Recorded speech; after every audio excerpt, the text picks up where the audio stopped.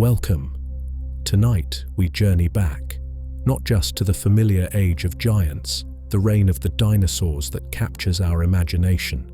We travel further. We push past the shadows of T-Rex, beyond the first footsteps of the lumbering sauropods, and plunge deep into the truly ancient history of our planet.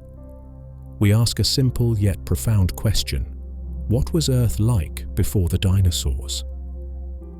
This is a voyage spanning billions of years, exploring chapters of Earth's story that are often overlooked, chapters filled with worlds almost unrecognizable, ruled by forces and life forms utterly alien to our modern experience.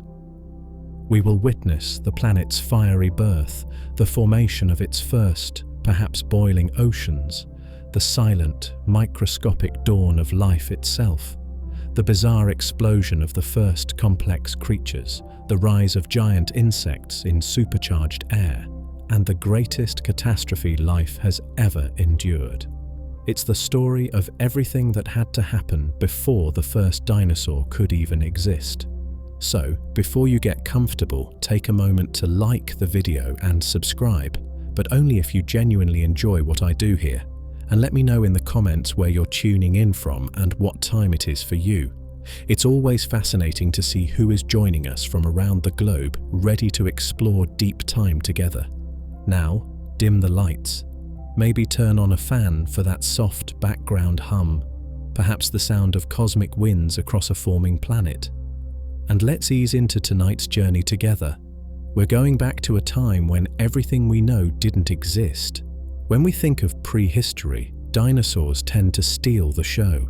They were magnificent, dominant, and left behind spectacular fossils. It's easy to imagine that Earth's story truly began with them.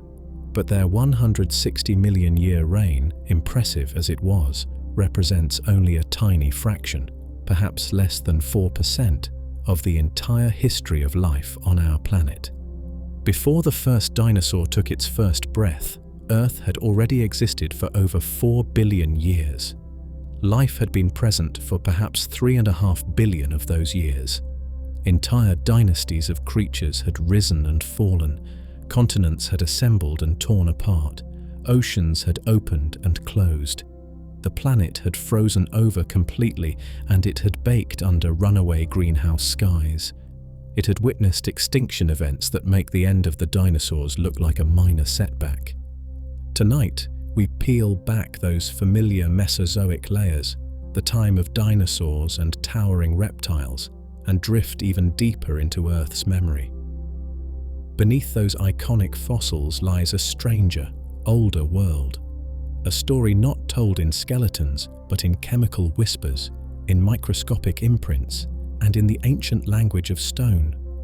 We explore the Hadean, the Archean, the Proterozoic, and the Paleozoic. Names that may sound distant or abstract, yet they make up the vast majority of our planet's life story. This is how a molten sphere became a living world, how oceans formed, how continents rose, and how the stage was set for everything to come. But to understand how Earth became Earth, we have to start at the very edge of time. We begin in the Hadean, a chapter named for the underworld itself. This was not yet a blue planet. It was heat and impact, fire and dust, a newborn world still under construction, shaped by cosmic collisions and relentless chaos. There were no skies, no oceans, only darkness lit by magma and the violent birth of something that would one day be called home. The young solar system was a swirling disk of gas and dust left over from the birth of the sun. Within this disk, gravity began its patient work, pulling together microscopic grains which clumped into pebbles, which collided to form rocks, which smashed together to create planetesimals, small protoplanets. Our own Earth was born from this violent accretionary process, a relentless bombardment of smaller bodies coalescing into a larger sphere over millions of years. Each impact delivered not just mass, but immense energy. The kinetic energy of these colliding planetesimals transformed into heat upon impact, keeping the young Earth in a largely molten state. The planet's surface was a global ocean, not of water, but of incandescent, glowing magma, perhaps hundreds, even thousands, of miles deep. It presented a roiling, bubbling cauldron of liquid rock under a sky thick with volcanic smog and the dust of constant impacts. Not exactly ideal conditions for a quiet nap. And the impacts continued. The young solar system was still a messy, crowded place. Asteroids and comets, remnants of planetary formation, rained down relentlessly. Some of these impacts were truly colossal. One, in particular, stands out as perhaps the single most transformative event in Earth's early history, the giant impact that formed our moon. Sometime in the first few tens of millions of years, a Mars-sized protoplanet, sometimes called Theia, slammed into the young, molten Earth with unimaginable force. The collision was cataclysmic. It likely vaporized large portions of both bodies, throwing a vast cloud of molten rock and debris into orbit around the wounded Earth. This orbiting debris ring eventually coalesced, pulled together by its own gravity, to form our moon. This wasn't just a gentle nudge, it was a planetary remodeling event, fundamentally altering Earth's mass, rotation, and tilt, and leaving behind a world even hotter and more chaotic than before. One imagines the insurance paperwork alone would have been staggering. Slowly, agonizingly slowly, over tens or hundreds of millions of years, the planet began to cool. A thin, unstable crust of solid rock started to form on the surface of the magma ocean, perhaps resembling the dark basaltic skin that forms on a cooling lava flow today. But this crust was constantly being fractured by impacts from space, torn apart by intense volcanic activity from below, and perhaps even dragged back down into the molten mantle. It was a fragile temporary skin on a still fiery world. The atmosphere during this time was nothing like the air we breathe. Formed primarily from outgassing, gases released from the cooling magma itself, it presented a thick, heavy, suffocating blanket composed almost entirely of carbon dioxide, water vapor, perhaps nitrogen, and laced with poisonous compounds like sulfur dioxide, carbon monoxide, and hydrogen chloride. There was virtually no free oxygen. It was a toxic, crushing greenhouse atmosphere, trapping the planet's internal heat and the faint warmth of the young sun. Life, as we know it, could not possibly have existed on this Hadean Earth. The surface temperatures were likely far too high for liquid water to persist stably, except perhaps as transient pools between impacts. The constant bombardment would have repeatedly sterilized the surface. The very chemistry of the environment was utterly hostile. This was the planet's infancy, a violent, fiery, and utterly alien beginning. It was an age defined not by biology, but by pure, raw geology and astrophysics. But even within this hellscape, the essential ingredients for the future were being delivered and assembled. The water was arriving, locked perhaps within impacting comets or bound within the planet's own rocks. The carbon, the nitrogen, the elements of life were present. The stage, however hostile, was being set, and as the bombardment slowly subsided and the planet continued its patient cooling, the first rains were preparing to fall, signaling the end of the Hadean inferno and the birth of the very first oceans. The Hadean inferno could not last forever. As the frequency and intensity of the great cosmic bombardment gradually lessened, and as the planet continued its slow, inexorable process of radiating its primordial heat out into space, the surface temperature finally began to drop. It crossed a critical threshold, the point below which the most abundant molecule delivered by comets and outgassed from the planet's interior, water, could finally exist in its liquid form. The atmosphere of the late Hadean and early Archean was still immensely thick, perhaps far denser than today, and composed largely of water vapor and carbon dioxide, a colossal, planet-enveloping steam cloud. As the surface cooled below the boiling point appropriate for that atmospheric pressure, this vast atmospheric reservoir of steam began to condense, and the rains began. This was likely not a gentle drizzle or even a tropical downpour as we might understand it. This was perhaps the greatest deluge in Earth's history, a planet-scale condensation event. Water poured from the thick, heavy skies, possibly for centuries, possibly for millennia, cascading across the still hot, barren volcanic rock of the young Earth's surface. It filled the vast, low-lying basins. It pooled in the immense craters left by the earlier impacts. Slowly, relentlessly, the first oceans began to accumulate, submerging the primordial landscape beneath a growing global sea. But what were these earliest oceans truly like? Forget the cool, blue, life-filled seas of today. These first waters were born into a world still recovering from its fiery birth, and their character reflected this violent heritage. They were almost certainly hot. While the surface temperature had dipped below boiling, the planet's interior heat was still immense. Geothermal activity was rampant.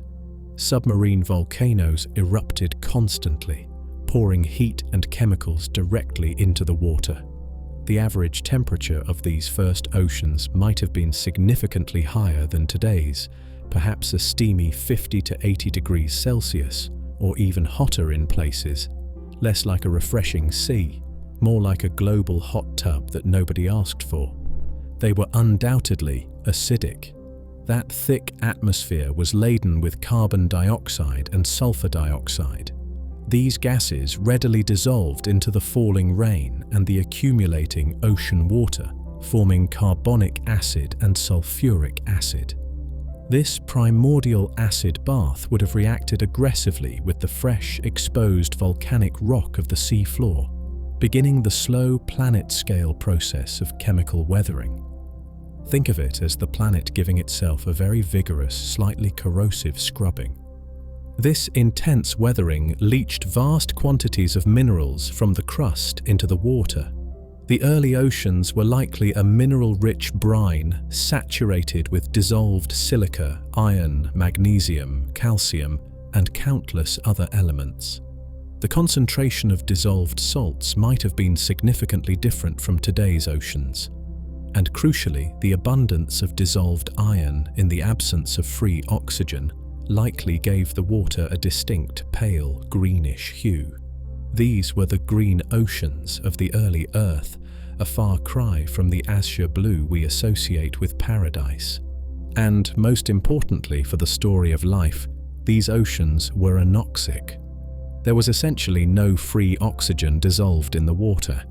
The atmosphere above contained none, and the volcanic gases bubbling up from below might have even consumed any trace amounts that appeared. This lack of oxygen meant the oceans were chemically reducing, a state fundamentally different from the oxidizing environment we know today.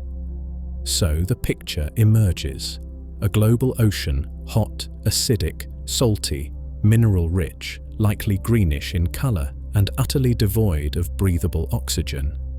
It sounds like a profoundly hostile environment, a seemingly impossible place for life to begin, and yet it was within this very cauldron, this chemical soup operating under intense heat and pressure, that the necessary ingredients for life were present. Water, the universal solvent; carbon, delivered by meteorites or outgassed from the interior; energy, provided by the sun and by the Earth's own geothermal heat. This was the stage. The raw materials were present, the chemical reactions were churning, and somewhere, perhaps in the protected depths near a hydrothermal vent, or perhaps in a shallow, volcanically active pool, the threshold was crossed. Non-life began the slow, stumbling, almost accidental process of becoming life. The first cells were stirring in the hot, green, breathless waters of the Archean Ocean. These early Archean oceans, hot, green, acidic, and breathless, formed the crucible within which the greatest mystery of all began to unfold: the origin of life. Somewhere amidst this tumultuous chemical soup, the threshold between non-living matter and the very first, primitive cells was crossed. How this happened remains one of the most profound and challenging questions in science, a puzzle whose pieces are scattered across 4 billion years of geological silence. Life, as we know it, requires several key ingredients. It needs liquid water, the universal solvent in which the chemistry of biology can occur. The early oceans provided this, albeit in a rather aggressive, hot and sour form.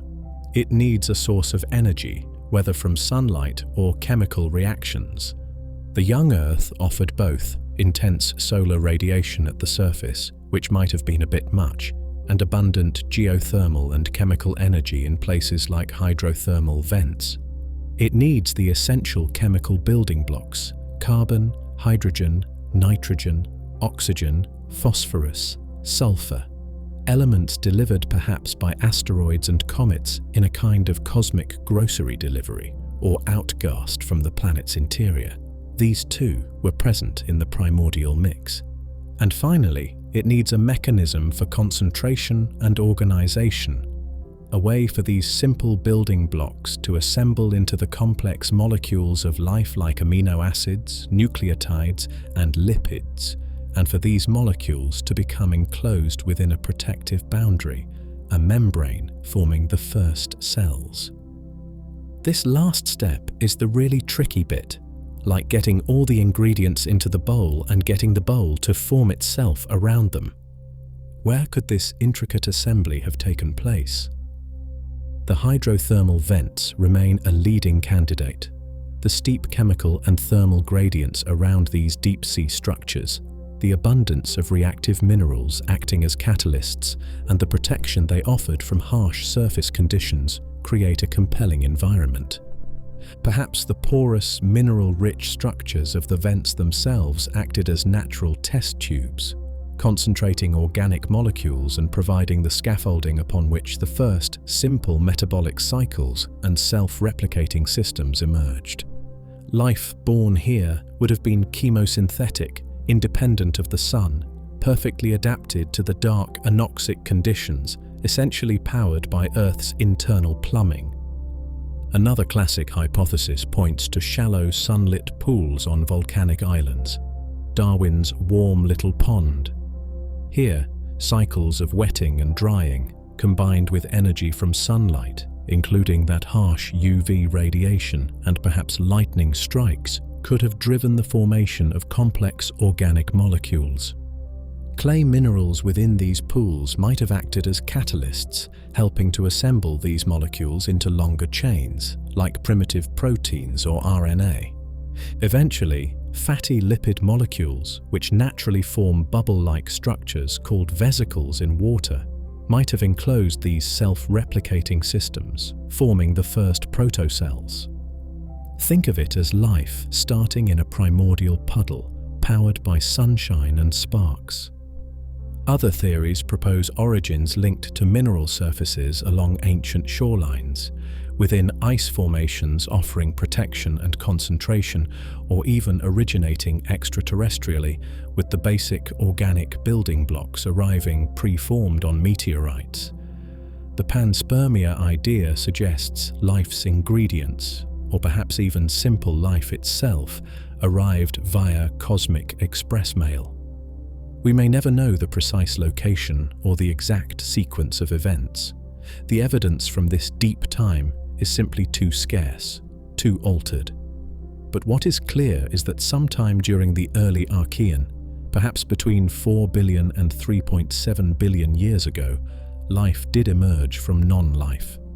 The very first life forms were almost certainly prokaryotes, simple, single-celled organisms lacking a nucleus, similar perhaps to modern bacteria or archaea. They were likely anaerobic, thriving in the oxygen-free environment. They were likely thermophilic, adapted to the high temperatures of the early Earth, essentially born ready for a hot tub existence, and they likely employed simple, chemosynthetic metabolisms, drawing energy from the abundant inorganic chemicals in their environment.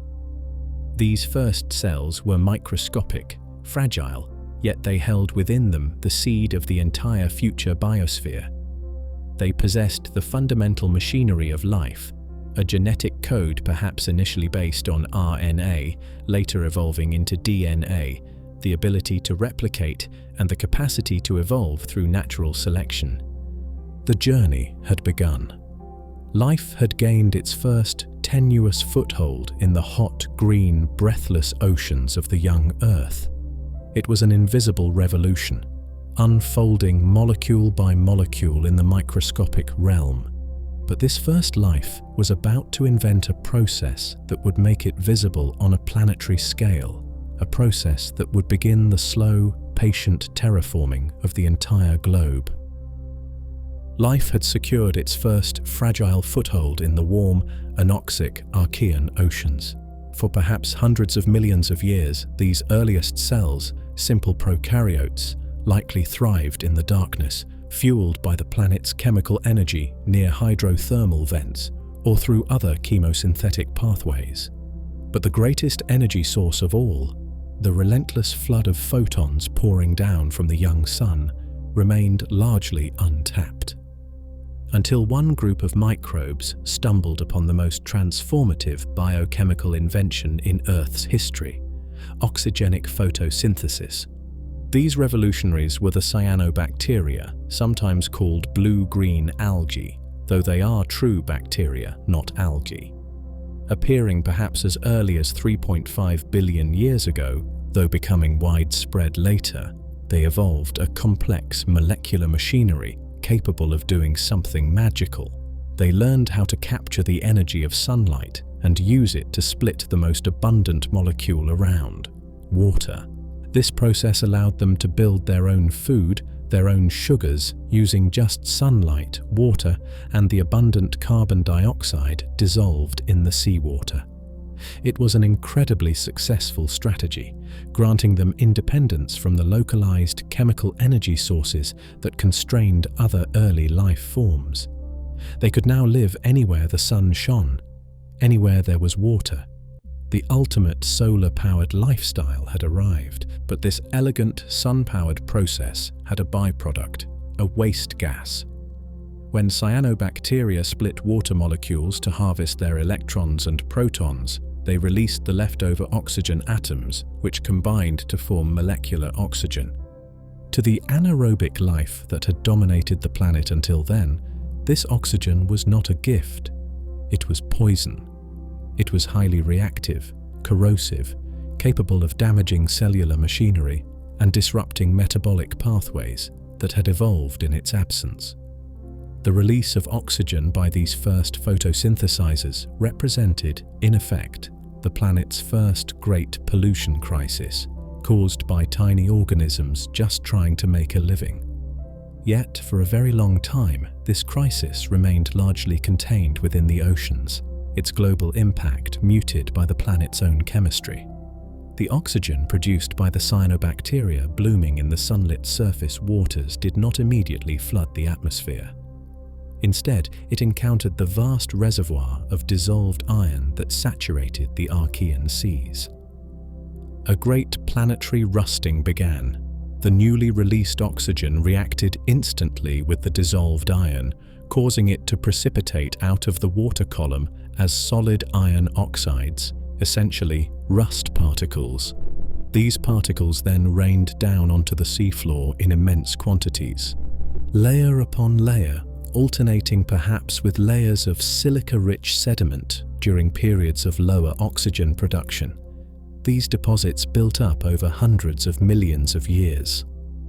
They formed the colossal banded iron formations, those globally distributed rock layers that are now our primary source of iron ore. These banded iron formations are the dramatic geological signature of this early photosynthetic activity. They are the physical evidence of the cyanobacteria's tireless work, slowly, patiently scrubbing the oceans clean of their dissolved iron burden, while simultaneously releasing the oxygen that would, eventually, transform the entire planet. They are essentially giant rust rings marking a profound change in Earth's bath time. This process acted as an immense oxygen sink. For perhaps 1 billion years or more, the vast majority of the oxygen produced by photosynthesis was consumed in this planetary-scale chemical reaction. It prevented oxygen from building up to significant levels in the water column or escaping into the atmosphere. The oceans had to rust completely before the air could truly begin to change. But the cyanobacteria were persistent. They continued to thrive, perhaps forming the very microbial mats that built the stromatolite cities. They continued to release oxygen, and eventually, the supply of dissolved iron in the oceans began to dwindle. The great rusting slowed down. For the first time, the oxygen produced near the surface had nowhere else to go. It began to accumulate in the water. It began, tentatively at first, to seep out into the sky above. The blue-green revolution was not just about inventing a new way to eat sunlight. It was inadvertently beginning the greatest atmospheric transformation in Earth's history. The stage was being set for the Great Oxidation Event and the end of the purely microbial, anoxic world that had reigned for the planet's first 2 billion years. The Archean Eon was drawing to a close, defined by this slow oxygen-fueled transition. And so, the Archean Eon draws towards its close, spanning a vast period perhaps from 4 billion down to 2.5 billion years ago. It represents the planet's long, slow emergence from its fiery Hadean infancy into a world capable of supporting the first, tentative forms of life. The oceans of this era, born of steam and fire, shaped by volcanic chemistry, and slowly being altered by the whispers of early biology, possessed a character uniquely their own, a forgotten sea holding the deepest secrets of life's beginning. Let us try to summarize this ancient ocean world before the Great Oxidation truly took hold. It was likely still warm, perhaps significantly warmer than today, though cooling gradually from the Hadean extremes. It was anoxic through most of its volume, with free oxygen confined perhaps only to localized pockets near the surface where the first cyanobacteria bloomed. Little fleeting breaths in a breathless world. It was rich in dissolved iron, giving it that characteristic pale green hue until the great rusting began in earnest towards the end of the eon. It was likely still more acidic than modern oceans, though perhaps slowly neutralizing as continents grew and weathering patterns changed. And above all, it was fundamentally microbial. Swimming through these Archean seas would reveal no fish, no jellyfish, no seaweed.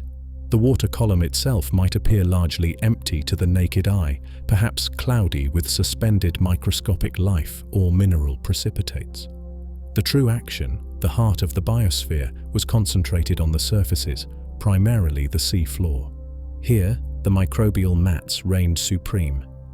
Tough, resilient, multi-layered communities of bacteria and archaea coated almost every available surface in the sunlit shallows. They were the primary producers, the consumers, the decomposers, an entire ecosystem packed into a few millimeters of living slime, the planet's original shag carpet.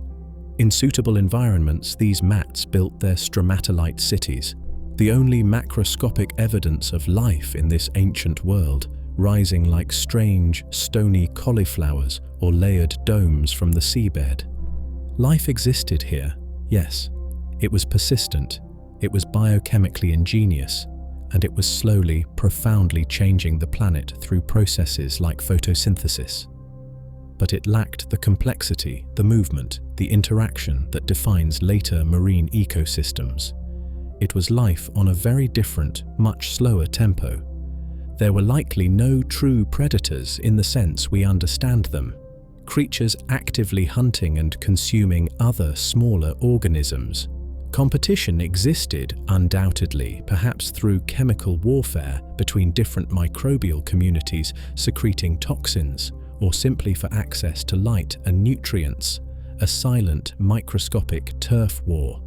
But the dynamic dance of hunter and hunted, The evolutionary arms race that drives so much of animal evolution had not yet begun. The biggest drama might have been one microbe passively absorbing another.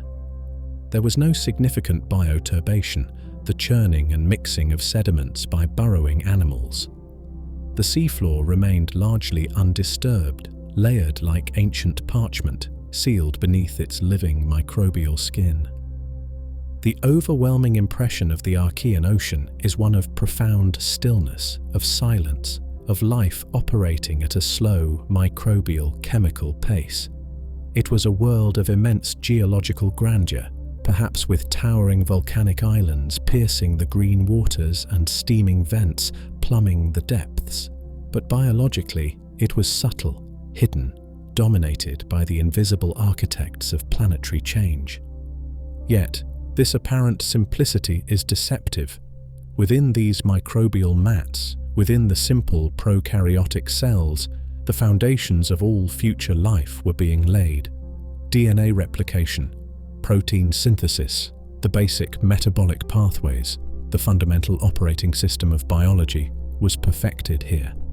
And the slow, relentless release of oxygen by the cyanobacteria was a ticking clock, counting down the millennia towards a planetary revolution that would force life to adapt, retreat, or perish. The Archean Aeon was not an empty prelude. It was the essential foundational chapter. Its silent microbial oceans built the chemical and biological potential that would finally be unleashed in the Aeon to come. The stage was set, the oxygen fuse was lit, and the world was poised for the next great act, the rise of a new kind of cell, the oxidation of the planet, and perhaps the beginning of 1 billion years of deceptive quiet. The Archean Aeon drew to a close around 2.5 billion years ago, not with a sudden cataclysm, but with the quiet culmination of a slow, planetary transformation that had been unfolding for perhaps 1 billion years. The tireless work of the cyanobacteria, those microscopic engines of photosynthesis, had finally reached a tipping point. The vast reservoir of dissolved iron in the oceans had been largely consumed, rusted out, deposited onto the seafloor as the great banded iron formations. The primary oxygen sink was full, and now the oxygen, that potent byproduct of splitting water with sunlight, had nowhere else to go. For the first time on a truly global scale, free oxygen began to accumulate significantly, first in the surface oceans, and then, inevitably, escaping into the atmosphere above. This wasn't necessarily a sudden flood, but a fundamental shift in the planet's chemical state. This transition marks the beginning of the Proterozoic Aeon, and its initial phase is known as the Great Oxidation Event, or sometimes, more starkly, the Oxygen Catastrophe. Because for the life that had dominated the planet until this point, this was not a breath of fresh air. It was poison. Life had originated and evolved for over 1 billion years in an anaerobic world, a world without free oxygen. The intricate biochemical pathways of these early bacteria and archaea were finely tuned to function in the absence of this highly reactive gas. To them, oxygen was a corrosive toxin capable of damaging their cellular machinery, scrambling their metabolism, essentially burning them slowly from the inside out. It was the planet's first major pollution event, and the polluters were tiny green microbes just trying to make a living using sunlight. As oxygen levels began to rise, first in localized pockets and then more widely, it triggered what was likely the planet's first great mass extinction, driven entirely by life itself. Anaerobic organisms faced a stark choice: retreat into the remaining oxygen-free refuges like deep sediments or hydrothermal vents, evolve mechanisms to tolerate or even utilize this dangerous new gas, or perish. Many undoubtedly perished. It was a profound biological crisis, a changing of the guard forced by the planet's shifting chemistry, a hostile takeover orchestrated by the photosynthesizers. The atmosphere itself underwent a radical transformation. Oxygen began to scrub the air clean of gases that had dominated the Archean. Methane, a potent greenhouse gas likely abundant in the early atmosphere, would have reacted with the new oxygen, breaking down into carbon dioxide and water. This removal of methane may have contributed to a significant cooling of the planet.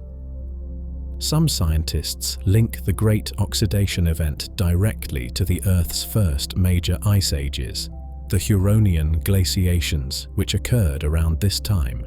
Perhaps the planet, losing its methane blanket, plunged into a deep freeze before stabilizing. The very color and clarity of the sky likely changed as the atmospheric composition shifted from a hazy, perhaps orange-tinged smog to something cleaner, bluer, more familiar. The oceans, too, were being rewritten. While the deep ocean likely remained stubbornly anoxic for a very long time, the surface waters became increasingly oxygenated. This allowed for new, more energetic metabolic pathways to evolve. Organisms that learned not just to tolerate oxygen, but to use it through aerobic respiration, gained access to a vastly more powerful way of generating energy from food. Breathing oxygen unlocks far more energy from a single molecule of sugar than anaerobic processes ever could. This was a crucial evolutionary leap, paving the way for larger, more complex cells. The Great Oxidation Event was not a single, instantaneous moment, but a prolonged transition spanning perhaps hundreds of millions of years. It marks the boundary between two fundamentally different Earths, the ancient, reducing, anaerobic world of the Archean and the new, oxidizing, oxygen-rich world that would eventually allow for the evolution of animals like ourselves. This event, driven by the microscopic engines of cyanobacteria, irrevocably altered the planet's geology, atmosphere, and biosphere. It triggered extinctions, created new mineral deposits, and potentially plunged the world into ice ages. But most importantly, it introduced the key ingredient, the high-energy fuel that complex life would need. The stage was being cleared, the air was being prepared, and although it would take another billion years of seeming quiet, the oxygen released in this ancient revolution was the silent, waiting potential for the evolutionary dramas to come. Central to the story of this long, quiet Proterozoic eon is the concept of the supercontinent. We saw Pangaea briefly in our earlier tales, that single landmass defining the end of the Paleozoic. But Pangaea was not the first time Earth's continents had gathered together. It was merely the most recent act in a slow, cyclical planetary waltz. Deep within the heart of the so-called boring billion, perhaps around 1.1 billion years ago, most of the planet's continental crust coalesced into another, even more ancient and far more enigmatic supercontinent, Rodinia. The name Rodinia comes from a Russian word meaning to give birth or motherland, reflecting its status as the ancestral core from which later continents would break apart. Piecing together its exact shape and position is a geological puzzle of immense difficulty, relying on subtle clues in ancient mountain belts and paleomagnetic data locked within billion-year-old rocks. But the general picture is one of a vast, sprawling landmass, perhaps centered near the equator, though its exact latitude remains debated. The core of ancient North America, known as Laurentia, likely sat at the heart of this assembly. Attached to its sides were the ancient crustal blocks that would one day become Antarctica, Australia, Siberia, Baltica or Northern Europe, and perhaps parts of South America and Africa. It was a colossal jigsaw puzzle, assembled by the slow, irresistible forces of plate tectonics, a world united under a single, vast sky. The interior of Rodinia, like Pangaea later, was likely a vast, arid expanse, far removed from the moderating influence of the ocean. Great mountain ranges, perhaps formed during the very collisions that assembled the supercontinent, might have dissected its surface. It was a stark, ancient landscape, perhaps largely barren, or maybe coated in places by the tenacious microbial crusts that constituted the only significant life on land at the time. A world waiting, perhaps, for something more complex to arrive. And surrounding this immense unified landmass was an equally immense unified ocean. If Rodinia was the motherland, this was the mother ocean, the vast planet-encircling sea that filled the rest of the globe. Geologists call it Mirovia, from a Russian word meaning global. Mirovia was likely the largest single ocean the Earth has seen since the very earliest days of water accumulating on the planet. It was the precursor to the later Panthalassic Ocean that surrounded Pangaea, and ultimately the distant ancestor of our modern Pacific. What was Mirovia like? Its sheer size would have dictated its character. An ocean stretching, unbroken, across perhaps 2/3 of the planet's surface. Global ocean currents, unimpeded by scattered continents, might have flowed in vast, slow gyres, distributing heat or cold across the globe in patterns unfamiliar to us today. Its chemistry was likely still evolving, even after the Great Oxidation event. While the surface waters, bathed in sunlight, were likely oxygenated by the tireless work of cyanobacteria, the deep abyss of Mirovia may have remained largely anoxic, perhaps even euxinic, meaning sulfidic, a chemical remnant of the earlier Archean seas.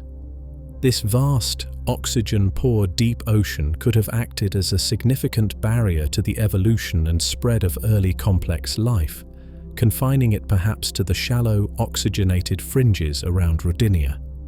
A great, dark, breathless depth separating the surface world from the planet's hidden interior.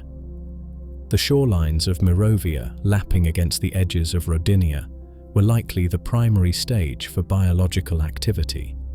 Here, in the shallow, sunlit waters, microbial mats would have flourished, building those characteristic stromatolite structures.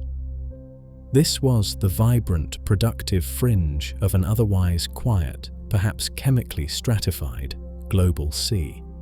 Rodinia and Mirovia, a forgotten supercontinent and its encompassing, forgotten superocean. They defined the geography of our planet for perhaps 300 to 400 million years, a vast span of time during the heart of the Proterozoic. Their existence shaped the global climate, influenced ocean chemistry, and provided the grand, stable, yet perhaps restrictive stage upon which life existed during the long, slow, boring billion. They are ghosts on the map of deep time, their outlines traced only by the faintest geological clues, silent witnesses to an age when the world seemed locked in a state of profound microbial stillness. While the supercontinent Rodinia sprawled vast and perhaps largely barren across one hemisphere, the true heart of Proterozoic life pulsed within the shallow, sunlit margins of the great Mirovia Ocean and other contemporary seas. Here, along coastlines bathed in ancient sunlight, life built structures, cities even, visible to the naked eye, monuments not of animal architects, but of the silent, persistent and utterly dominant microbial kingdom. The seafloor of these Proterozoic shallows presented a landscape unlike anything widespread today. Instead of sandy bottoms churned by worms or coral reefs teeming with fish, vast areas were covered by thick, cohesive microbial mats. These living carpets, woven from cyanobacteria and countless other microorganisms, were the undisputed rulers of the coastal realm. They formed a tough, leathery, often colourful skin over the sediment, perhaps shades of deep green, reddish-brown, or even black, depending on the microbial communities within. And these mats were not just passive coverings, they were active builders.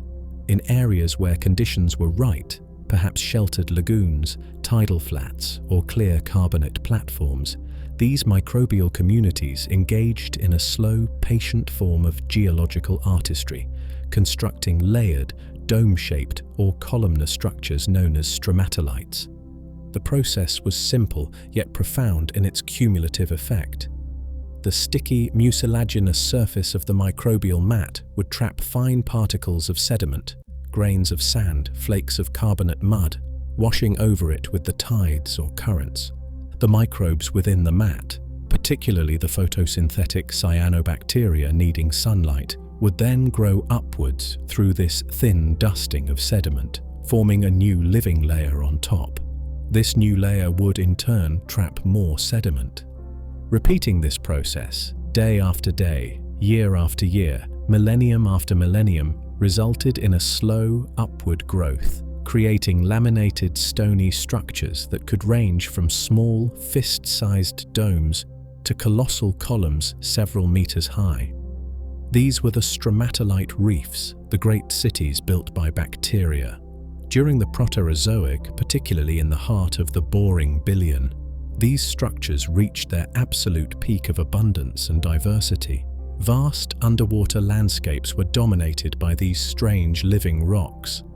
Fields of rounded, cabbage-like domes might stretch across shallow bays. Pillars reached towards the sunlit surface like ancient stony fingers. Intricate branching forms created complex, shallow water labyrinths.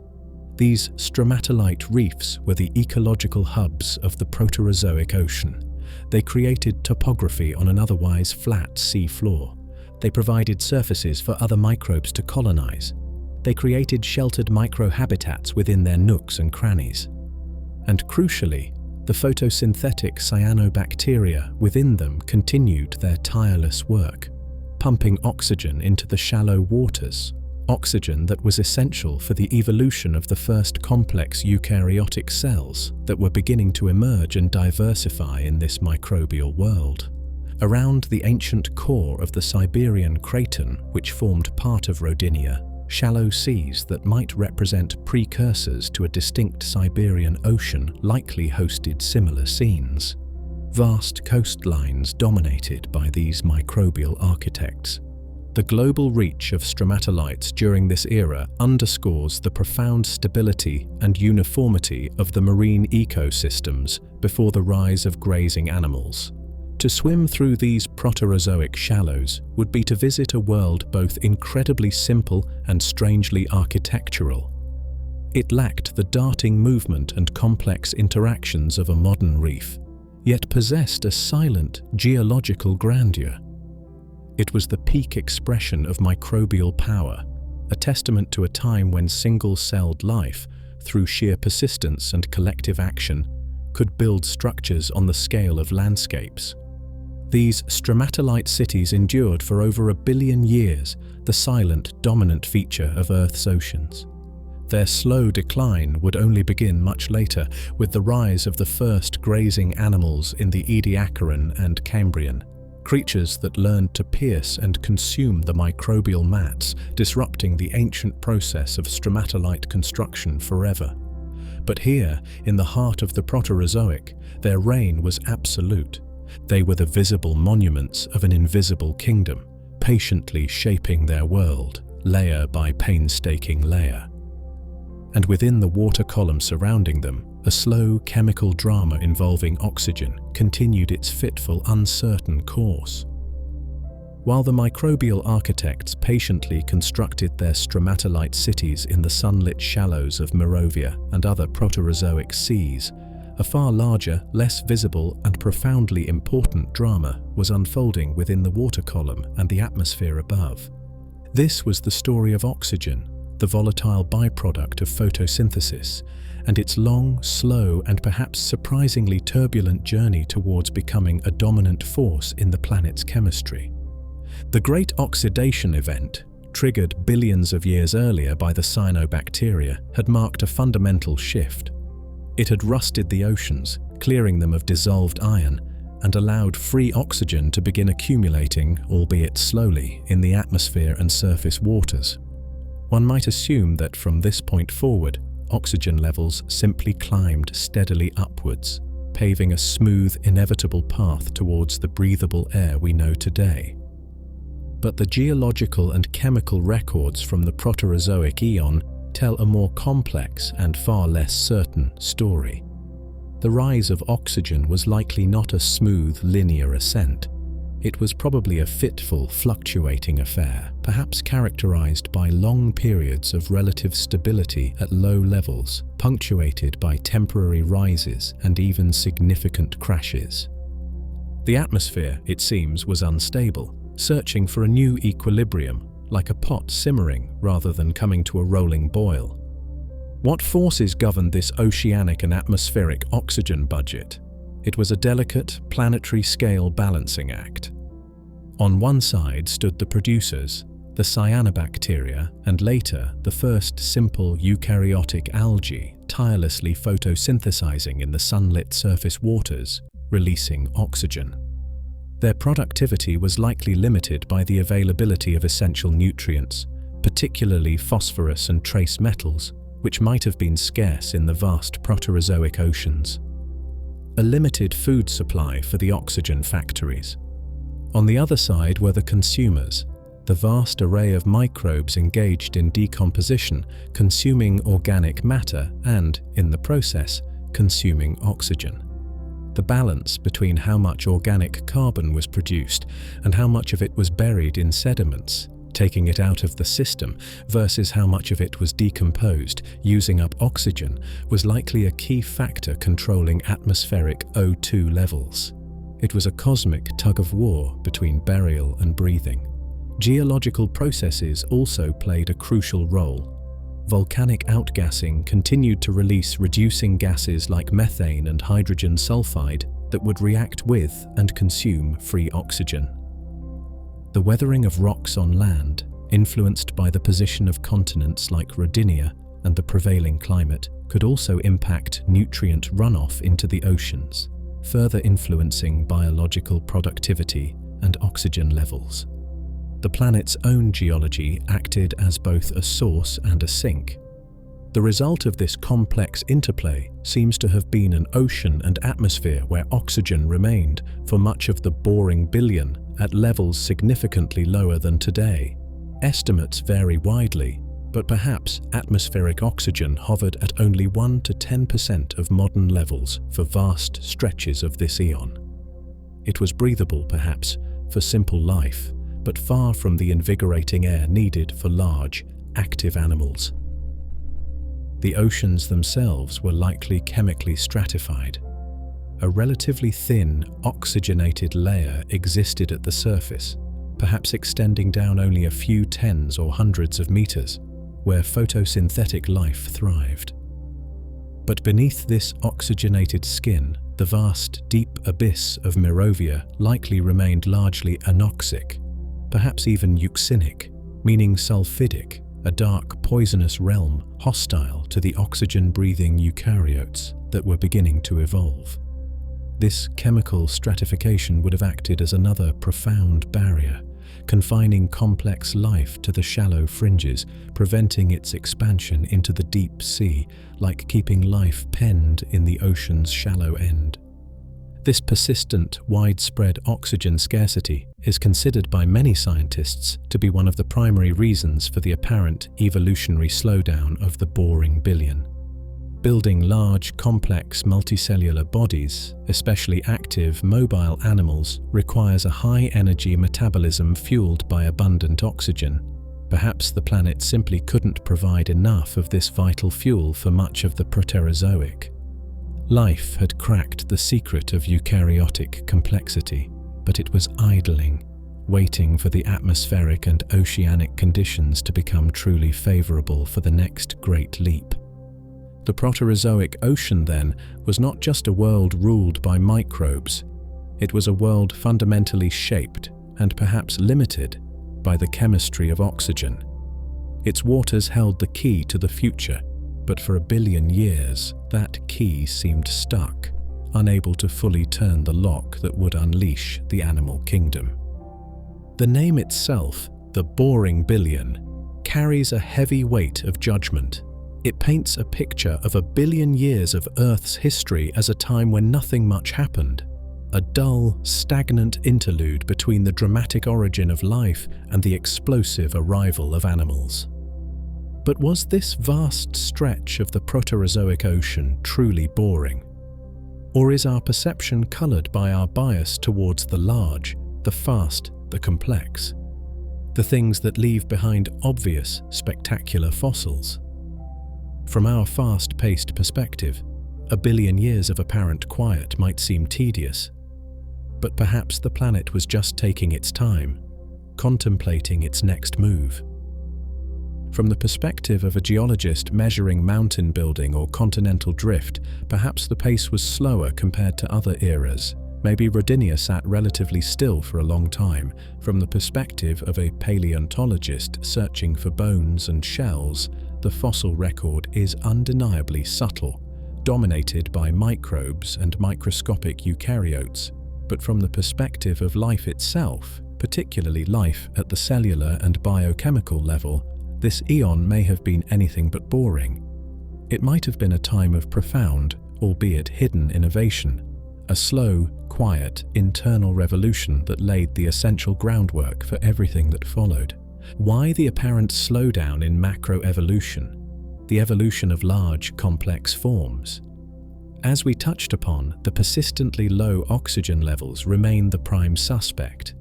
Building and sustaining a large multicellular body requires immense energy, and oxygen is the most efficient fuel source. Without abundant oxygen saturating the oceans, perhaps the metabolic cost of complexity was simply too high. Life was energetically constrained, confined to smaller sizes and simpler structures. The evolutionary engine was present, but the fuel line was restricted, like trying to run a race car on low-grade fuel. Linked to this is the potential scarcity of essential nutrients. Trace metals like molybdenum, copper and zinc are vital components of the enzymes needed for complex biological processes, including those involved in nitrogen cycling and building cellular structures. Some geochemical evidence suggests these trace metals may have been locked away in the deep sulfidic ocean waters for much of the Proterozoic, limiting their availability to life in the sunlit surface layers. Life might have possessed the genetic potential for greater complexity, but lacked the specific, crucial building blocks. It was like trying to build a complex machine with only the most basic toolkit available. The very stability of the environment could also have played a role. While stability sounds beneficial, evolution is often driven by change, by stress, by the need to adapt to new challenges. The long reign of the Rodinia supercontinent and the potentially stable stratified Merovia Ocean might have created a world that was too stable, too predictable. Without significant environmental pressure, perhaps the evolutionary drive towards radical new forms was simply weaker. Life had found a successful, stable equilibrium dominated by microbial mats and simple eukaryotes, and there was little incentive, or perhaps opportunity, to disrupt it. It was a comfortable rut, perhaps, on a planetary scale. And within the realm of genetics and development, crucial innovations may have been slowly, painstakingly accumulating. The evolution of sexual reproduction, which dramatically increases genetic variation and speeds up adaptation, became widespread during the Proterozoic. The complex genetic toolkit required for multicellularity, genes for cell adhesion allowing cells to stick together, cell communication allowing cells to coordinate, and cell differentiation allowing cells to specialize into tissues, was likely being assembled piece by piece within the genomes of single-celled eukaryotes and simple colonial forms. This was the invisible internal work, the writing of the complex instruction manual needed before complex bodies could actually be built. It takes time to write a good instruction manual, especially one for building an entirely new kind of life. So perhaps the boring billion was not boring at all. Perhaps it was simply cryptic, a time when the most profound evolutionary action was happening at the microscopic and molecular level, hidden from the view afforded by the traditional fossil record. It was a time of essential preparation, of building the foundations, of assembling the toolkit. The ocean was not stagnant, it was simmering. It was patiently accumulating the potential energy, chemical, genetic, ecological, that would eventually fuel the great biological revolutions to come, starting with the dramatic deep freeze that would shatter this long, quiet equilibrium. This long, seemingly quiet Proterozoic eon, this boring billion, was far from a sterile waiting room. Beneath the surface calm of the Morovia Ocean, within the microscopic bustle of the stromatolite cities and the invisible world of plankton, the essential seeds of future complexity were being sown. The ocean was not truly stagnant. It was accumulating potential, patiently assembling the biological machinery that would underpin the explosion of forms to come. It was less a pause, more a long, slow inhale.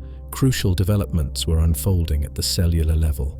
The eukaryotic cell, with its complex internal architecture, the nucleus housing the genetic material in neat chromosomes, the mitochondria acting as efficient power plants burning oxygen, and in some lineages, the chloroplasts harnessing sunlight, had already emerged from simpler prokaryotic ancestors, perhaps through ancient symbiotic partnerships.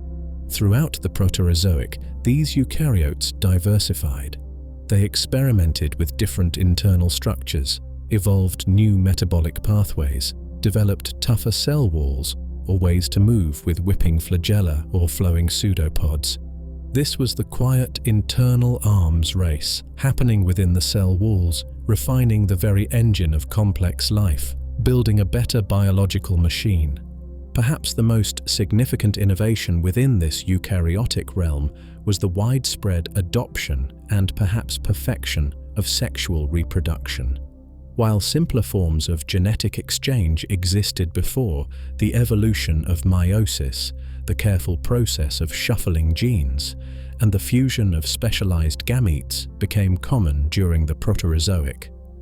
This was a revolutionary development. Sexual reproduction acts like a constant shuffling of the genetic deck with every generation, creating novel combinations of traits, vastly increasing variation within populations. This variation is the raw material upon which natural selection acts. Sex turbocharged the engine of evolution, dramatically increasing the potential for adaptation and the exploration of new biological possibilities.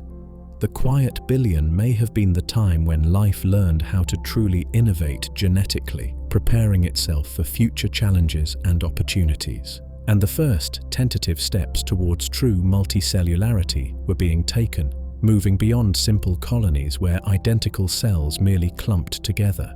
The genetic pathways for cells to adhere to one another, forming stable connections, were refined. Mechanisms for cells to communicate through chemical signals, allowing them to coordinate their activities, became more sophisticated.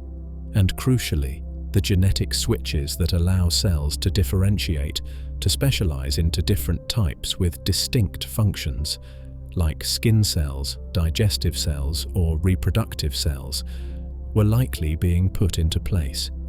These were not yet true animals or plants, with complex tissues and organs integrated into a cohesive body. But they were the crucial intermediate steps, the evolutionary experiments testing the waters of cooperation and specialization. Imagine simple filaments of algal cells where some cells anchor while others photosynthesize.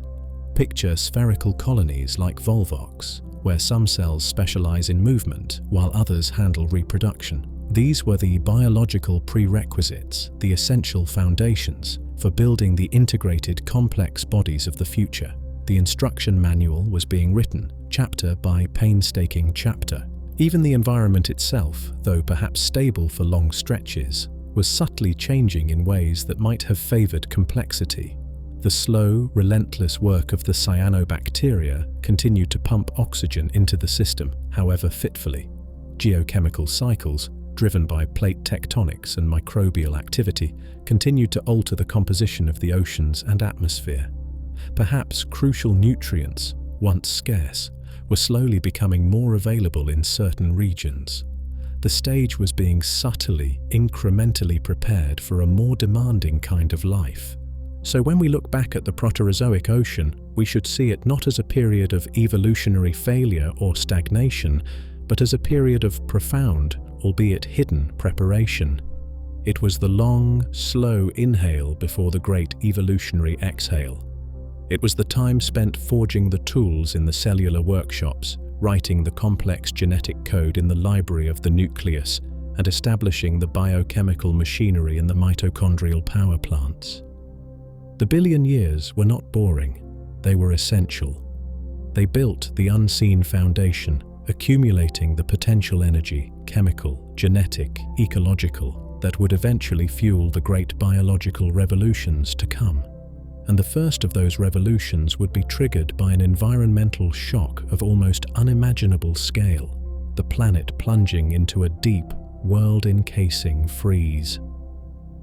The long, quiet stability of the boring billion, the era dominated by the Rodinia supercontinent and the vast Merovia ocean, was not destined to last forever. Around 720 million years ago, the Earth plunged into a period of climatic chaos unlike anything it had experienced before or since. The planet's thermostat didn't just dip, it plummeted into a deep freeze of planetary proportions. This was the beginning of the Cryogenian period, the age of Snowball Earth. The concept itself borders on the fantastical, a scenario that pushes our understanding of planetary climate to its limits. It proposes that for tens of millions of years, not once, but perhaps multiple times in successive waves, the entire planet, or very nearly the entire planet, became encased in a thick shell of ice. What could trigger such a profound global deep freeze? The exact causes remain a subject of intense scientific investigation, likely a complex interplay of geological and atmospheric factors converging at just the right or wrong moment. The breakup of the Rodinia supercontinent, which began around this time, may have played a crucial role. As Rodinia fragmented, it created vast stretches of new coastlines. Increased rainfall on these fresh land masses would have dramatically accelerated the process of rock weathering. This chemical breakdown of silicate rocks pulls immense quantities of carbon dioxide directly out of the atmosphere, locking it away in carbonate minerals. If this CO2 drawdown became too efficient, it could have significantly weakened the planet's natural greenhouse effect, potentially tipping the climate into a runaway ice age. Another factor might have been the position of the continents. If most of the newly fragmenting land masses happened to be clustered in the tropics, as some reconstructions suggest, this might paradoxically have made global glaciation easier. Tropical land weathers much faster than land at higher latitudes, enhancing the CO2 drawdown effect. And once significant ice sheets began to form at the poles, a powerful positive feedback loop kicked in. Ice is highly reflective. It bounces sunlight back into space far more effectively than water or land. As the ice sheets expanded, they increased the planet's overall reflectivity, or albedo. More reflected sunlight meant less absorbed heat, further cooling the planet, allowing the ice to expand even further. This ice albedo feedback could have rapidly pushed the Earth past a critical threshold, allowing the glaciers to surge outwards from the poles like an unstoppable white tide, potentially meeting near the equator itself. The planet transformed. Glaciers, potentially miles thick, ground their way across the continents, scraping the rock bare beneath them. Sea levels plummeted as vast amounts of the world's water were locked up in these colossal ice sheets, and the oceans themselves began to freeze over, first at the poles, then relentlessly creeping towards the tropics. The result, according to the most extreme versions of the hypothesis, was a planet almost entirely entombed in ice, a ghostly white snowball reflecting the faint sunlight back into the cold void of space. This was not a gentle winter. It was a planetary cryogenian nightmare, a deep freeze that persisted, perhaps intermittently, for tens of millions of years. It represents one of the most extreme environmental challenges life on Earth has ever faced, The vibrant, sunlit, shallow seas of the Proterozoic, those bustling stromatolite cities teeming with early eukaryotes, were gone, buried beneath an impenetrable crust of ice, perhaps kilometers thick. Life, which had spent 1 billion years diversifying in those quiet waters, was suddenly facing near total annihilation, its familiar habitat simply ceasing to exist on a global scale. The oceans, once the cradle of life, were now seemingly frozen tombs. But even beneath the ice, in the crushing darkness, faint pockets of warmth, and perhaps even life, may have endured. The Snowball Earth had descended. Glaciers miles thick entombed the continents, and a vast, perhaps unbroken, sheet of ice sealed the oceans beneath a frozen roof.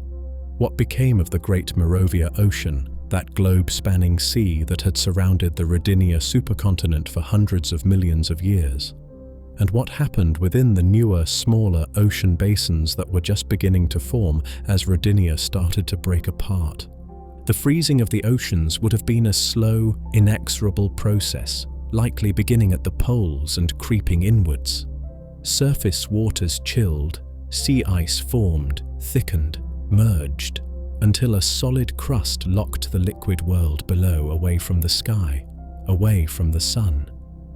This ice layer itself might have become incredibly thick, perhaps hundreds or even thousands of meters deep in places, a seemingly impenetrable barrier. Beneath this immense icy ceiling, the ocean transformed into a realm unlike any other in Earth's history. It became a world of profound darkness. Sunlight, the engine of almost all surface life, could not penetrate the thick ice shield, except perhaps in the very thinnest equatorial regions, if any such regions existed.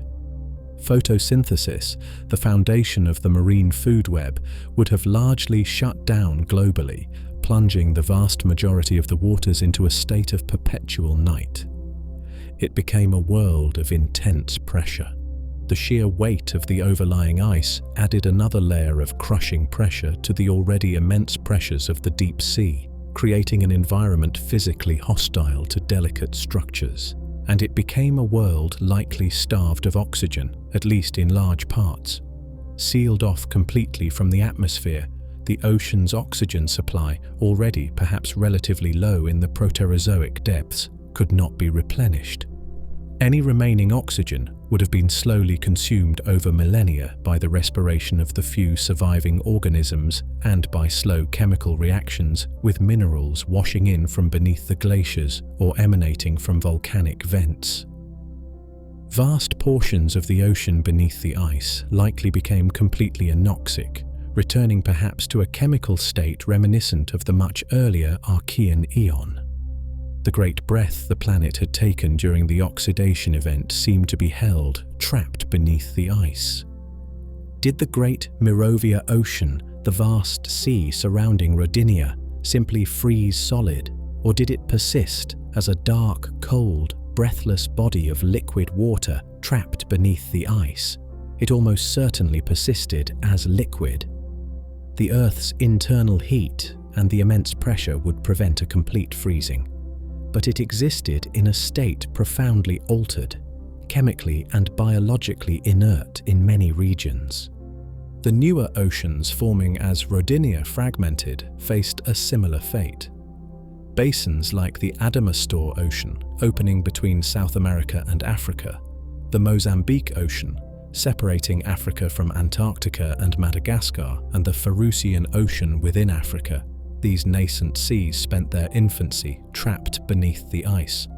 Even the early precursors of the mighty Panthalassic Ocean, the ancestor of the Pacific, beginning to open as continents rifted apart, would have felt the icy grip, their early chemistry and potential for life shaped by these extreme conditions.